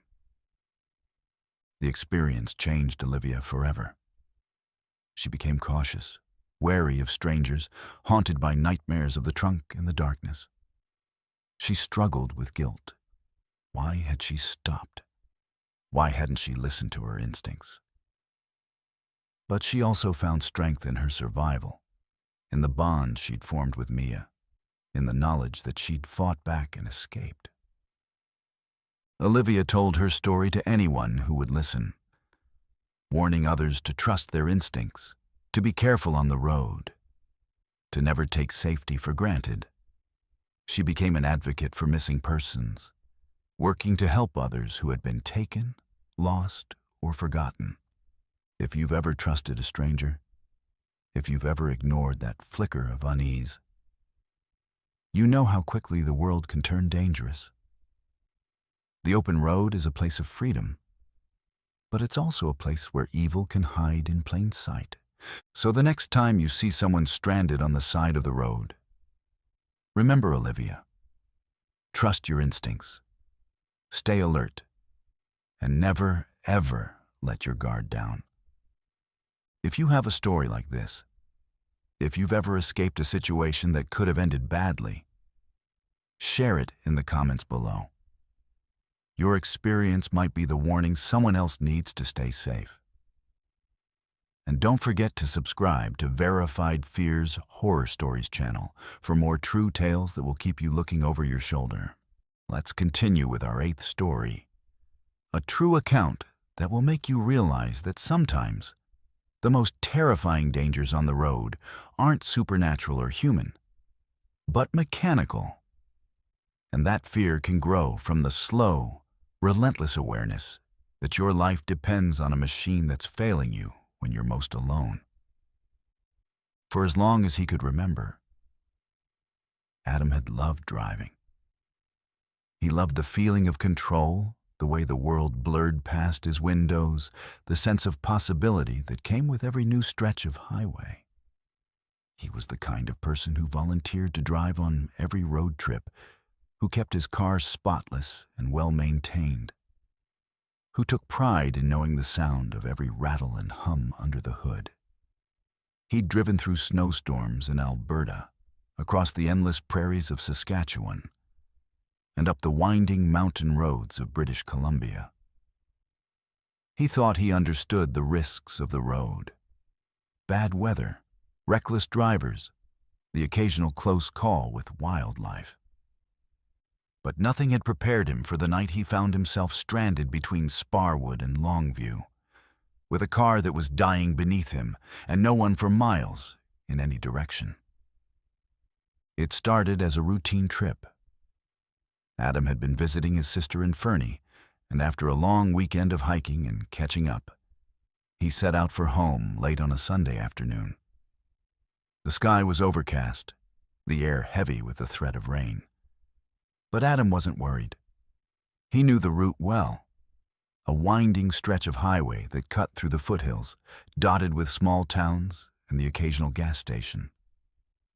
He filled up his tank, checked his oil, and set off with his favorite playlist humming through the speakers. The first hour passed without incident. The road was empty, the scenery beautiful, and Adam felt the familiar peace that came with being alone behind the wheel. But as dusk settled over the hills, Adam noticed something strange. The engine, usually smooth and responsive, began to stutter. At first, it was just a slight hesitation when he pressed the accelerator, a momentary lag that he chalked up to bad gas or a dirty filter. But as the miles ticked by, the problem grew worse. The car began to lose power on the hills, the engine coughing and sputtering as if it were struggling to breathe. Adam frowned, glancing at the dashboard. No warning lights, no obvious signs of trouble. He turned off the music, listening intently to the sounds coming from under the hood. The stuttering grew more pronounced, the car jerking and shuddering with every mile. Adam's heart began to race. He was miles from the nearest town with no cell service and no one to call for help. He pulled over, popped the hood, and peered into the engine bay, hoping for an obvious solution. Everything looked normal, no smoke, no leaks, nothing out of place. He checked the oil again, tightened the gas cap, and tried to start the car. The engine turned over reluctantly, then caught. But the idle was rough, the whole vehicle vibrating with a sickly rhythm. Adam got back on the road, driving slowly, hyper-aware of every sound and vibration. He kept the revs high, afraid that letting the engine drop below 2,000 RPM would cause it to stall. The road ahead stretched out in a lonely ribbon, the trees pressing in on either side, the sky growing darker by the minute. Every time he crested a hill, he prayed for the lights of a town, a gas station, any sign of civilization. But the road remained empty, the only company the occasional deer staring from the shadows.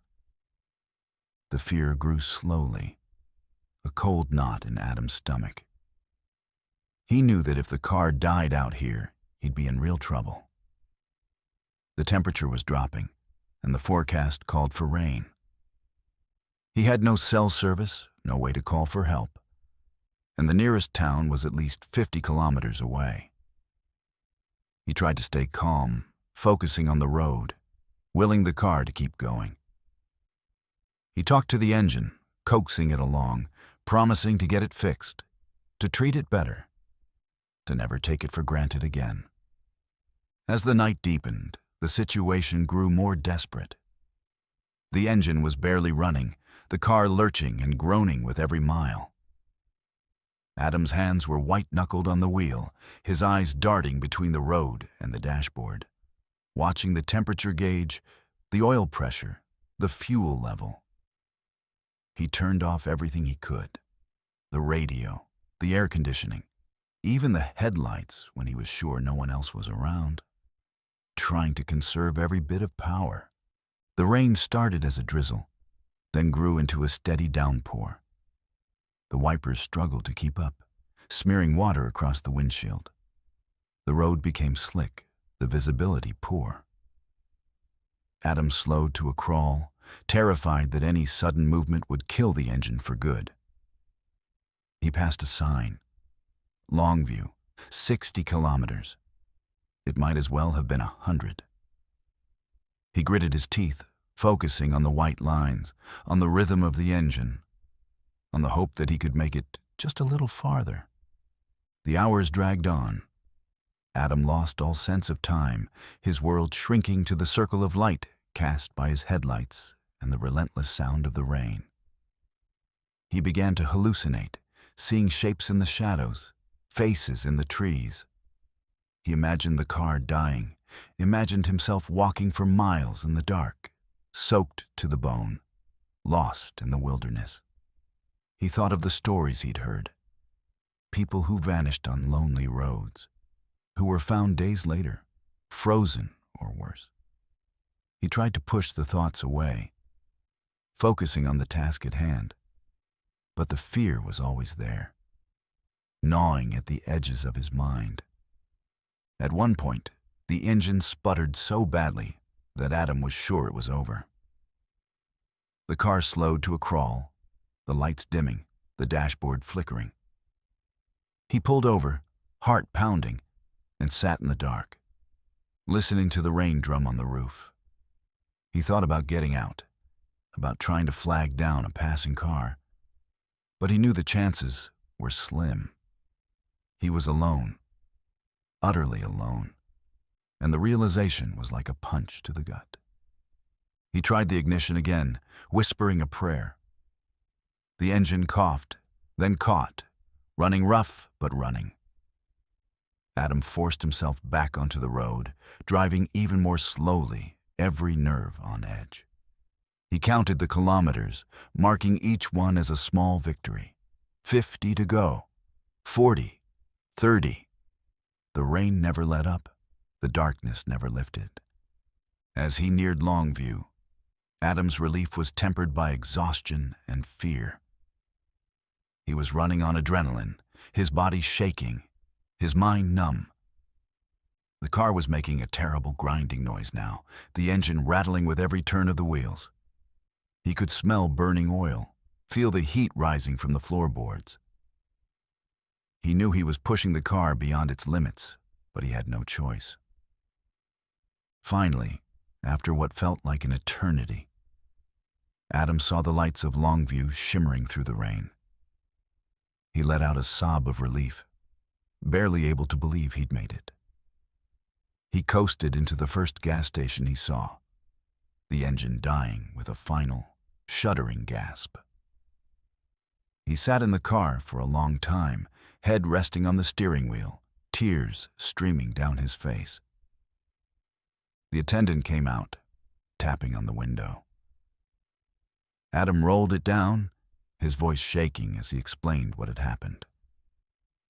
The attendant listened, nodding sympathetically, then called a tow truck. Adam watched as his car was loaded onto the flatbed, feeling a strange mix of gratitude and grief. He'd survived, but the experience had changed him. He checked into a motel, collapsing onto the bed, unable to sleep. Every time he closed his eyes, he saw the empty road, heard the sound of the engine dying, felt the cold knot of fear in his stomach. He called his sister, his parents, letting them know he was safe. But he couldn't bring himself to tell them how close he'd come to disaster.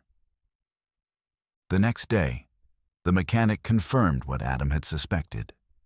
The engine was shot, a catastrophic failure that could have left him stranded in the middle of nowhere. He sold the car for scrap, taking the bus the rest of the way home. He never drove that stretch of road again. The experience haunted Adam for years. He became hyper-vigilant about car maintenance, never letting the gas tank drop below half, never ignoring a strange sound or vibration. He developed a fear of driving at night, of being alone on the road, of the slow, creeping dread that comes when you realize your fate is in the hands of a machine that doesn't care if you live or die. He told his story to anyone who would listen, warning them to take care of their cars, to respect the dangers of the road, to never take safety for granted. He knew that most people would never understand the terror of that night, the way the fear grew with every mile, the way the darkness seemed to press in, suffocating and absolute. If you've ever been stranded on a lonely road, if you've ever felt the cold knot of fear in your stomach as your car sputters and dies, you know how quickly confidence can turn to panic. The open road is a place of freedom, but it's also a place where you're utterly alone, where help is miles away, where the only thing standing between you and disaster is a machine that can fail at any moment. So the next time you set out on a long drive, remember Adam. Check your car, plan your route, and never underestimate the dangers of the road. Because sometimes, the scariest monsters aren't the ones you can see. They're the ones hiding under the hood, waiting for the perfect moment to strike. If you have a story like this, if you've ever survived a mechanical nightmare on the road, share it in the comments below. Your experience might be the warning someone else needs to stay safe. And don't forget to subscribe to Verified Fear's Horror Stories channel for more true tales that will keep you looking over your shoulder. Stay safe out there. And remember, sometimes the most terrifying dangers are the ones you never see coming. Let's continue with our 9th story. A true account that will make you realize that sometimes the most terrifying dangers on the road are not human or supernatural, but the unstoppable force of nature itself, and how quickly a family road trip can turn into a desperate fight for survival. For the Miller family, road trips were a summer tradition. Every year, as soon as school let out, they would load up their old Chevy Suburban with sleeping bags, fishing poles, and enough snacks to feed an army, and set off across the Midwest in search of adventure. For the kids, 15-year-old Jenna, 12-year-old Max, and 8-year-old Sophie, it was the highlight of the year, a chance to escape the routines of home and lose themselves in the endless possibilities of the open road. Their parents, Tom and Linda, cherished these trips too, seeing them as a way to reconnect as a family and create memories that would last a lifetime. The summer of 2007 was no different. The plan was to drive from their home in Topeka, Kansas, to a remote lake in Oklahoma, where Tom's brother owned a rustic cabin. The route would take them through the heart of Tornado Alley. But Tom wasn't worried. He'd grown up in the Midwest, and he prided himself on his ability to read the weather and keep his family safe. They set out on a bright June morning, the sky a perfect blue, the fields shimmering with new wheat. The kids played games in the back seat. Linda read aloud from a battered guidebook, and Tom kept one eye on the horizon, scanning for storm clouds out of habit. The first day passed in a blur of small towns, roadside diners, and endless stretches of highway. They stopped for ice cream in Wichita, took photos at the world's largest ball of twine, and arrived at the cabin just as the sun was setting. The lake was calm, the air thick with the scent of pine and wildflowers.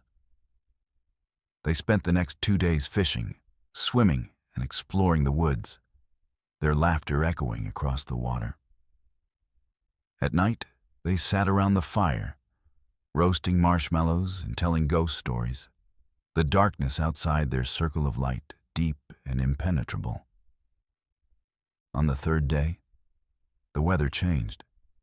The air grew heavy, the sky turning a strange, sickly green that Tom recognized all too well.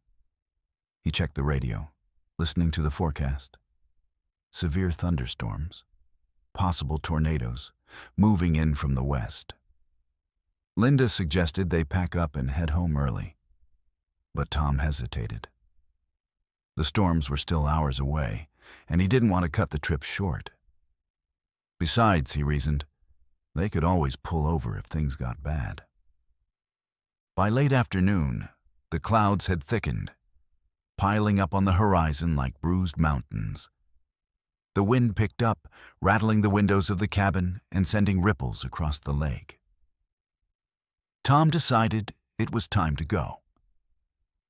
They packed in a hurry, tossing their gear into the Suburban and double-checking the weather one last time. The radio warned of a tornado watch for the entire region, but Tom was confident they could outrun the storm if they left immediately. They set out, the mood in the car tense but hopeful. Tom kept the radio tuned to the weather station, his knuckles white on the steering wheel. Linda tried to keep the kids calm, distracting them with stories and games. But even Jenna and Max could sense the anxiety in their parents' voices. The sky darkened, the clouds swirling overhead, and the first drops of rain began to fall. As they crossed into northern Oklahoma, the storm hit.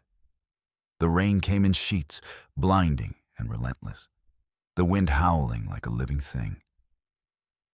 Tom slowed to a crawl, the wipers useless against the deluge. Lightning flashed, illuminating the fields in stark, unnatural light. The radio crackled with static, the voice of the weatherman barely audible. Tornado warning. Take cover immediately. Tom's heart pounded. He scanned the roadside for a place to pull over, but the fields were empty, the farmhouses dark and distant. The road ahead was a tunnel of rain and wind, the trees bending almost double. Suddenly, Linda shouted, "There's something up ahead!" Tom squinted through the windshield, his stomach dropping as he saw what she meant. A line of cars stopped on the highway, their hazard lights blinking in the gloom. He pulled over behind them, rolling down his window to talk to the driver in front. The man's face was pale, his voice shaking. "There's a tornado coming this way. We can't go forward. The road's blocked by downed trees. We need to find shelter." Tom looked around, his mind racing. There was no overpass, no ditch deep enough to offer protection. The only option was a small grove of trees about 50 yards from the road. He made a split-second decision. "Everyone out, now!" The family scrambled from the car, the wind nearly knocking them off their feet. Tom grabbed Sophie, Linda took Max, and Jenna held tight to her mother's hand as they ran for the trees. The rain was like needles, stinging their faces, soaking them to the bone. The roar of the wind grew louder, a freight train bearing down on them. They reached the grove, huddling together at the base of the largest tree. Tom wrapped his arms around his family, trying to shield them from the debris flying through the air. The ground shook, the air filled with the sound of splintering wood and shattering glass. Jenna screamed as a branch whipped past her head, missing her by inches. The tornado hit with a force that defied comprehension.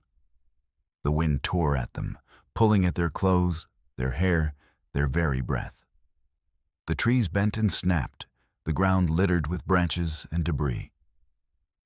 Tom held on with everything he had, his muscles burning, his mind filled with a single thought: keep them safe. It felt like hours, but in reality, it was only minutes. The wind began to die, the roar fading to a distant rumble. The rain slackened, the air suddenly still. Tom opened his eyes, blinking against the mud and blood on his face. His family was alive, shaken but unharmed. They stumbled back to the road, the devastation laid bare in the weak light. Cars were overturned, trees uprooted, power lines downed. The Suburban was gone, swept away by the storm. Other families emerged from the wreckage, their faces pale and stunned. The hours that followed were a blur of chaos and confusion. Emergency crews arrived, picking their way through the debris, searching for survivors. The Millers were taken to a nearby shelter, where they huddled together, grateful to be alive. They learned that the tornado had been an EF4, one of the strongest in years, carving a path of destruction for miles. In the days that followed, the family struggled to process what had happened. The kids had nightmares, waking in the night to the sound of wind and rain. Tom blamed himself for not leaving sooner, for putting his family in danger. Linda tried to reassure him, but she too was haunted by the memory of the storm. They returned home, their summer trip cut short, their sense of safety shattered. The experience changed them, leaving scars both visible and invisible. They became more cautious, more aware of the power of nature, more grateful for the simple fact of being together. Jenna, once fearless, developed a deep-seated fear of storms. Max became obsessed with weather patterns, reading everything he could about tornadoes and how to survive them. Sophie, the youngest, drew pictures of the storm. Dark clouds, swirling winds. Her family huddled together beneath a tree. Tom and Linda did their best to help their children heal, but they too struggled with the trauma. Tom attended support groups for survivors, sharing his story with others who had faced the same terror. Linda volunteered at the local Red Cross, helping families who had lost everything to the storm.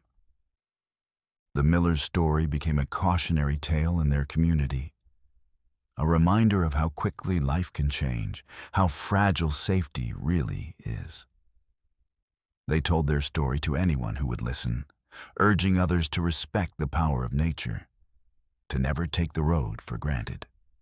If you've ever been caught in a storm on the open road, if you've ever felt the raw, primal fear of nature unleashed, you know how quickly confidence can turn to terror. The road is a place of freedom, but it's also a place where you're at the mercy of forces beyond your control. So the next time you see storm clouds gathering on the horizon, remember the Millers. Trust your instincts, seek shelter, and never, ever underestimate the power of the wind. If you have a story like this, if you've ever survived a natural disaster on the road, share it in the comments below. Your experience might be the warning someone else needs to stay safe. And don't forget to subscribe to Verified Fears Horror Stories channel for more true tales that will keep you looking over your shoulder. Stay safe out there. And remember, sometimes the most terrifying dangers are the ones you can't outrun. Let's continue with our 10th story.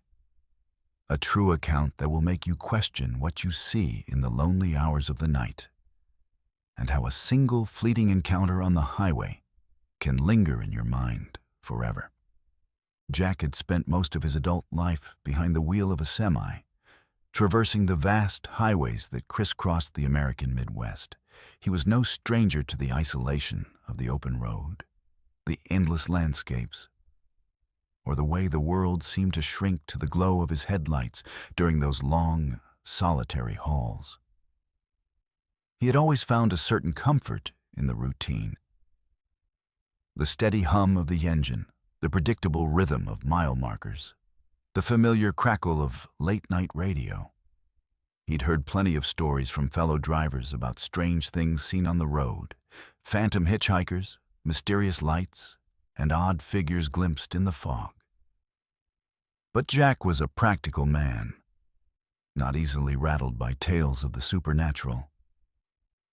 That is, until one autumn night, when he saw something that would haunt him for years to come. It was late October, and Jack was hauling a load from Kansas City to Denver. The air was crisp, the fields on either side of the highway already stripped bare by the harvest, and the sky was clear except for a sliver of moon. Jack had left the city after sunset, hoping to make good time through the night. The highway was almost deserted, and he found himself settling into the familiar trance of night driving, sipping coffee and humming along to the radio as the miles slipped by. Around midnight, Jack approached an old overpass he'd crossed countless times before. As his headlights swept up the embankment, he saw a figure standing motionless at the railing. A woman alone, silhouetted against the night sky. She wore a long, dark coat, and her hair was loose, blowing slightly in the breeze. Jack's first reaction was concern. Was she stranded? Was she waiting for someone? He slowed as he passed beneath a bridge, glancing up to get a better look. For a brief moment, their eyes met. Her gaze steady and distant, her face pale in the moonlight. Jack felt an unexpected chill, a sense of sadness and unease that he couldn't explain. He checked his mirrors as he drove on, half expecting to see her move or wave. But she remained perfectly still, watching the road below. Jack tried to shake off the strange feeling, telling himself she was probably just a traveler waiting for a ride, or perhaps someone from a nearby farm. But as the night wore on, he couldn't get her image out of his mind. The road ahead seemed emptier than usual, the darkness pressing in on all sides. He passed another overpass about an hour later, and to his shock, he saw her again. Same coat, same posture, same distant stare. This time, Jack's heart raced. He knew it was impossible for her to have reached that spot ahead of him, especially since he hadn't seen any vehicles pass or any side roads that could have allowed her to get there first. Jack's nerves were on edge now. He kept glancing in his mirrors, scanning the side of the road, half expecting to see her appear again. He tried to focus on the drive, but every overpass became a source of dread. Sometimes they were empty, but sometimes impossibly. He would see her again, always in the same spot, always watching. The more he tried to rationalize what he was seeing, the less sense it made. He wondered if he was just exhausted, if his mind was playing tricks on him after too many hours on the road. By the time the first light of dawn began to creep over the horizon, Jack was shaken and exhausted. He pulled into a truck stop on the edge of a small town, his hands trembling as he poured himself a cup of coffee. He tried to talk himself out of his fear, but the image of the woman on the overpass wouldn't leave him. He asked a couple of other drivers if they'd ever seen anything strange on that stretch of highway. One of them, an older man with a weathered face, nodded slowly and said, "You saw her too, didn't you?" He explained that over the years, many drivers had reported seeing a woman on the overpasses along that route, always at night, always alone. Some believed she was connected to a story from decades ago. A local woman who had spent years waiting for someone who never returned, her story woven into the fabric of local legend. Others thought she was simply a symbol of longing or sorrow, a figure who appeared to those who were alone on the road. Jack became obsessed with finding an explanation. He searched for old newspaper articles, read through online forums, and listened to every rumor he could find among the trucking community. The stories varied, but the details were always eerily similar. A solitary woman, always on the overpass, always at night, her presence leaving drivers with a lingering sense of sadness or unease. No one could say for sure who she was or why she appeared, but the encounters always left a mark. Even after Jack finished his delivery and returned home, the memory of that night haunted him. He found himself avoiding that stretch of highway, taking longer routes just to avoid the overpasses. He became more cautious, more aware of the strange and unexplained things that could happen on the road. He told his story to other drivers, warning them to trust their instincts and to never ignore the feeling that something isn't right. If you've ever driven alone at night, if you've ever glimpsed something out of the corner of your eye that you couldn't explain, you know how quickly the familiar can turn strange. The open road is a place of freedom, but it's also a place where the past lingers, where the lonely and the lost might still be waiting for someone to notice them. So the next time you see a figure standing on an overpass, remember Jack. Trust your instincts, stay alert, and never, ever look back. If you have a story like this, if you've ever encountered something on the road you can't explain, share it in the comments below. Your experience might be the warning someone else needs to stay safe. And don't forget to subscribe to Verified Fears Horror Stories channel for more true tales that will keep you looking over your shoulder. Stay safe out there. And remember, sometimes the most haunting things on the road are the ones that are never fully understood. Let's continue with our 11th story. A true account that will make you question the very people you're supposed to trust on the road, and how a single moment of doubt can be the difference between safety and disaster. For as long as she could remember, Natalie had been the responsible one in her group of friends. She was the planner, the organizer, the one who made sure everyone had their seatbelts on and their phones charged before they left for any trip. That summer, after their college graduation, Natalie and her two best friends, Claire and Marcus, decided to take one last road trip together before life scattered them in different directions. Their plan was to drive from their home in upstate New York all the way to the Grand Canyon, taking the scenic route through the Midwest and the Rockies, camping and hiking along the way. They'd spent weeks mapping out their route, booking campsites and making playlists for every leg of the journey.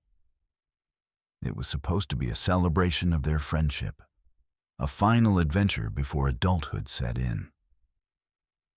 The first week was everything they'd hoped for. They drove through rolling hills and endless cornfields, stopped at quirky roadside diners, and slept under the stars in national parks. They took turns driving, swapping stories and singing along to the radio, the miles slipping by in a blur of laughter and anticipation. By the time they reached Colorado, the road felt like home, and the worries of the future seemed far away. It was somewhere in western Colorado, on a lonely stretch of highway between two small towns, that things began to go wrong. They'd left their last campsite late in the afternoon, hoping to make it to the next town before dark. The sun was setting, painting the mountains in shades of gold and purple, and the road was empty except for the occasional pickup truck or RV. Natalie was driving, Claire was dozing in the back seat, and Marcus was fiddling with the GPS, trying to find a shortcut to save them some time. As the last light faded from the sky, Natalie noticed headlights in the rearview mirror. At first, she thought nothing of it. Just another car on the highway.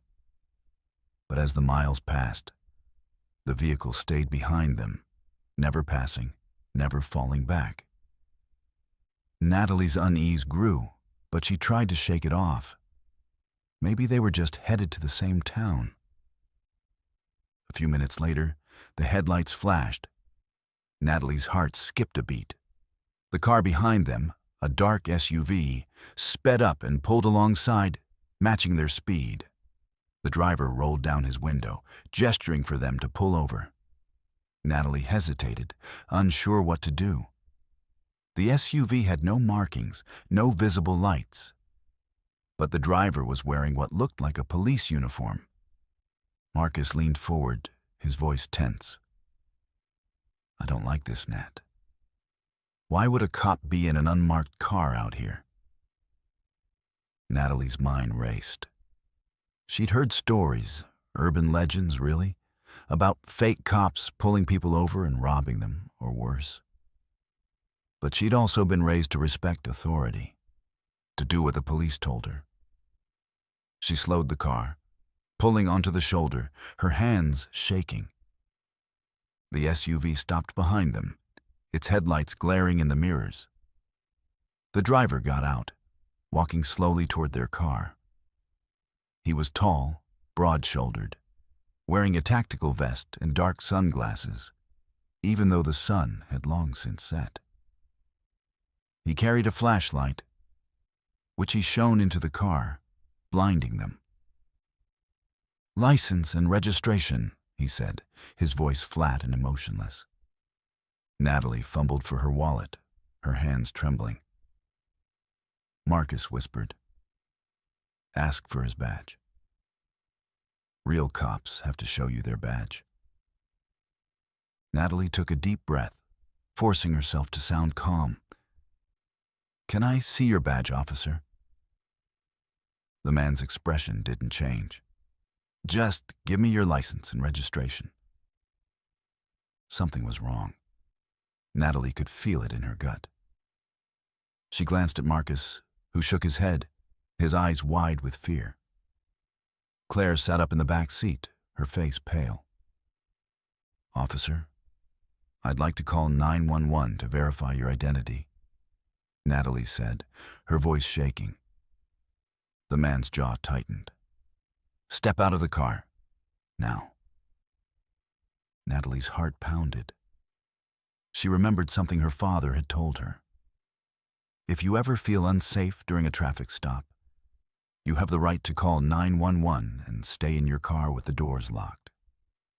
She grabbed her phone, dialing 911 with trembling fingers. The man's face twisted in anger.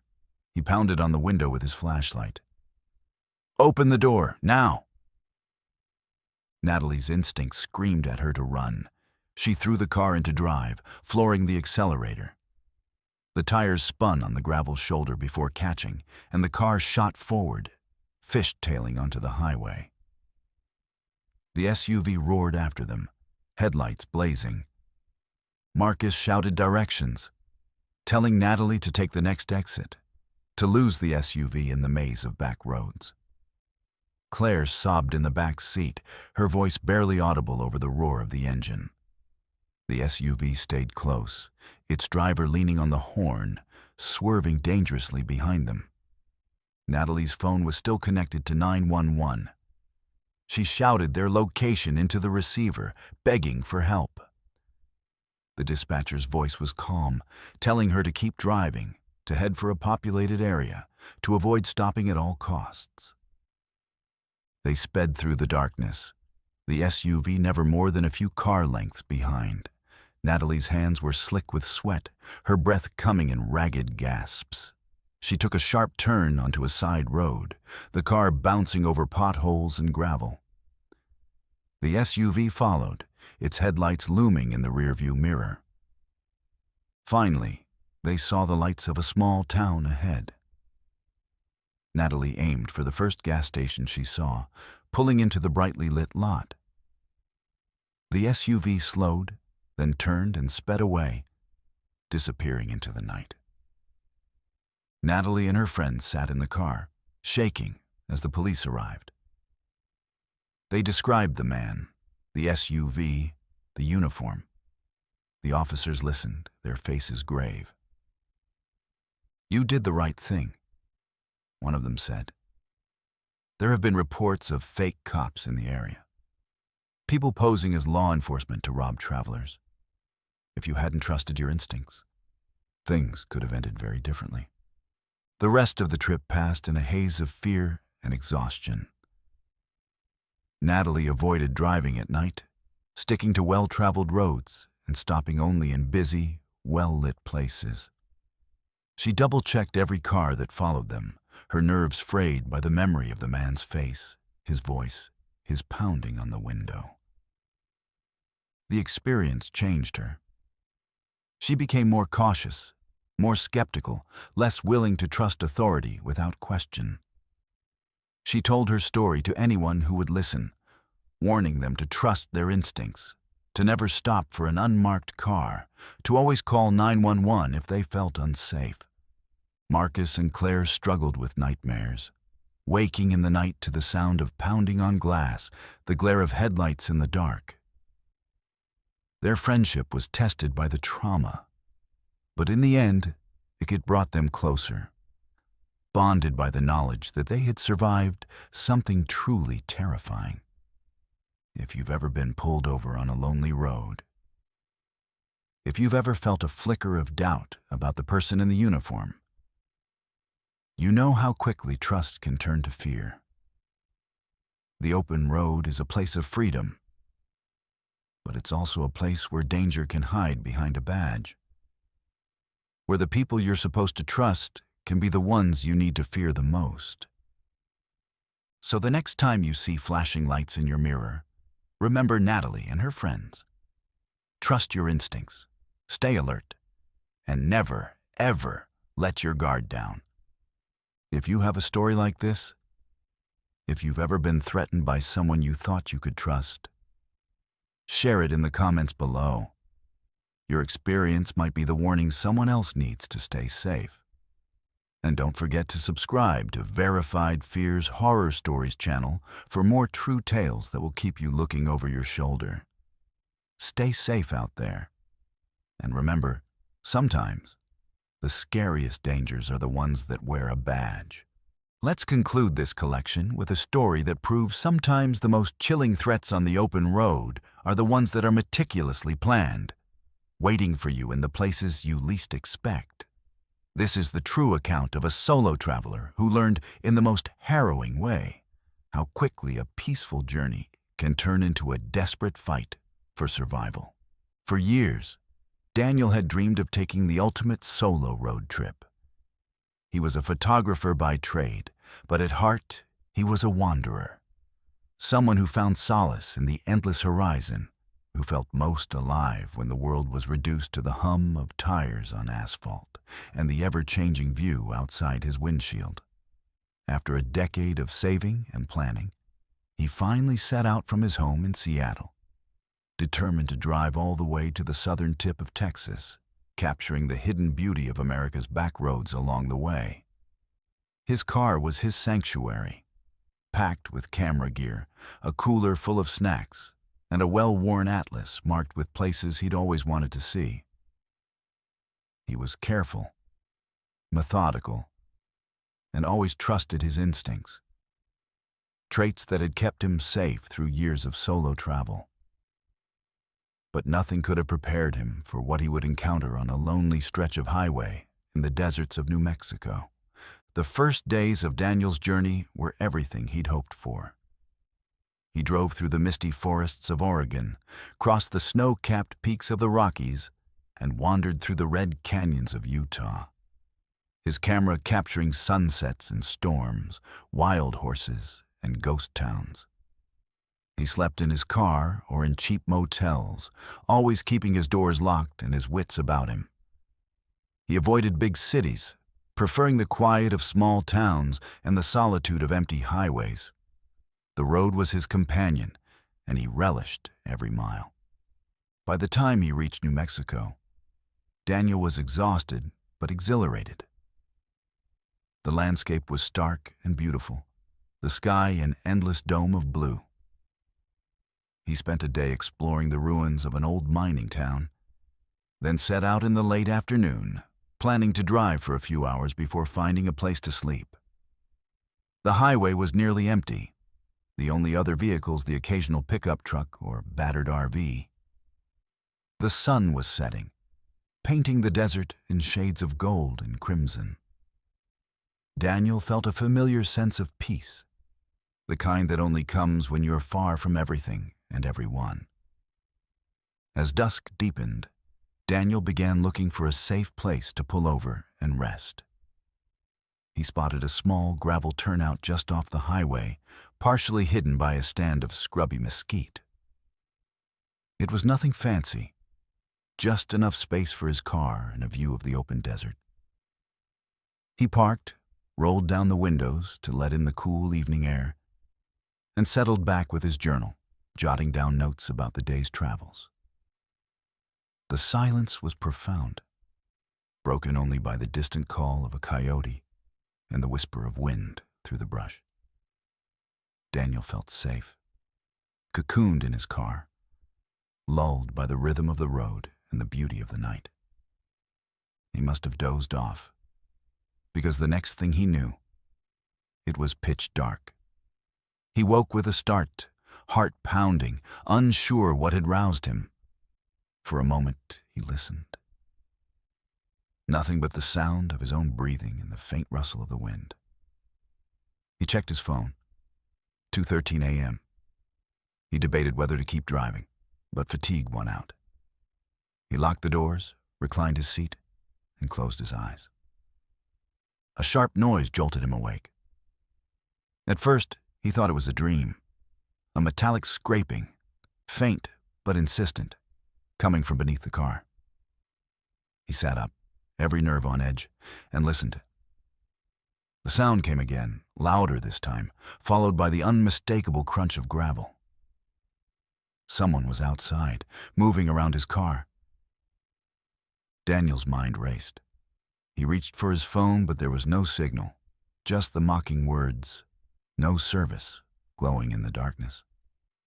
He considered honking the horn, but feared it might provoke whoever was out there. Instead, he sat perfectly still, straining to see through the fogged windows. Suddenly, a figure appeared in the moonlight, crouched near the back tire. Daniel's blood ran cold. The person was dressed in dark clothes, face hidden by a hood.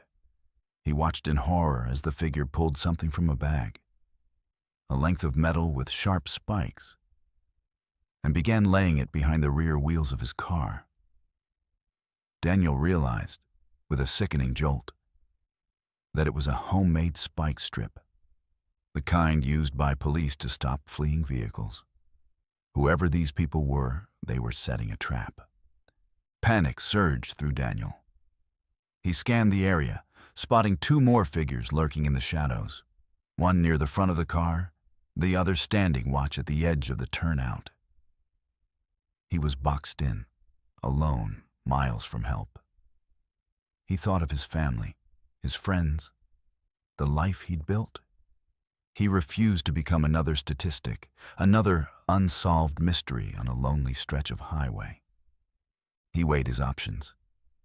If he stayed put, he risked being attacked when the men realized he was awake. If he tried to drive away, he'd hit the spike strip and be stranded, at their mercy. He needed a distraction, something to buy him time.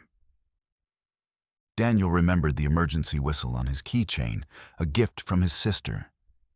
He grabbed it, took a deep breath, and blew as hard as he could.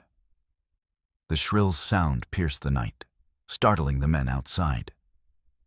For a split second, they froze, looking around in confusion. Daniel seized the moment. He started the car, slammed it into reverse, and gunned the engine, swerving hard to the left. The car lurched over the gravel, narrowly missing the spike strip, and shot back onto the highway. The men shouted, one of them throwing something that struck the rear window with a loud crack.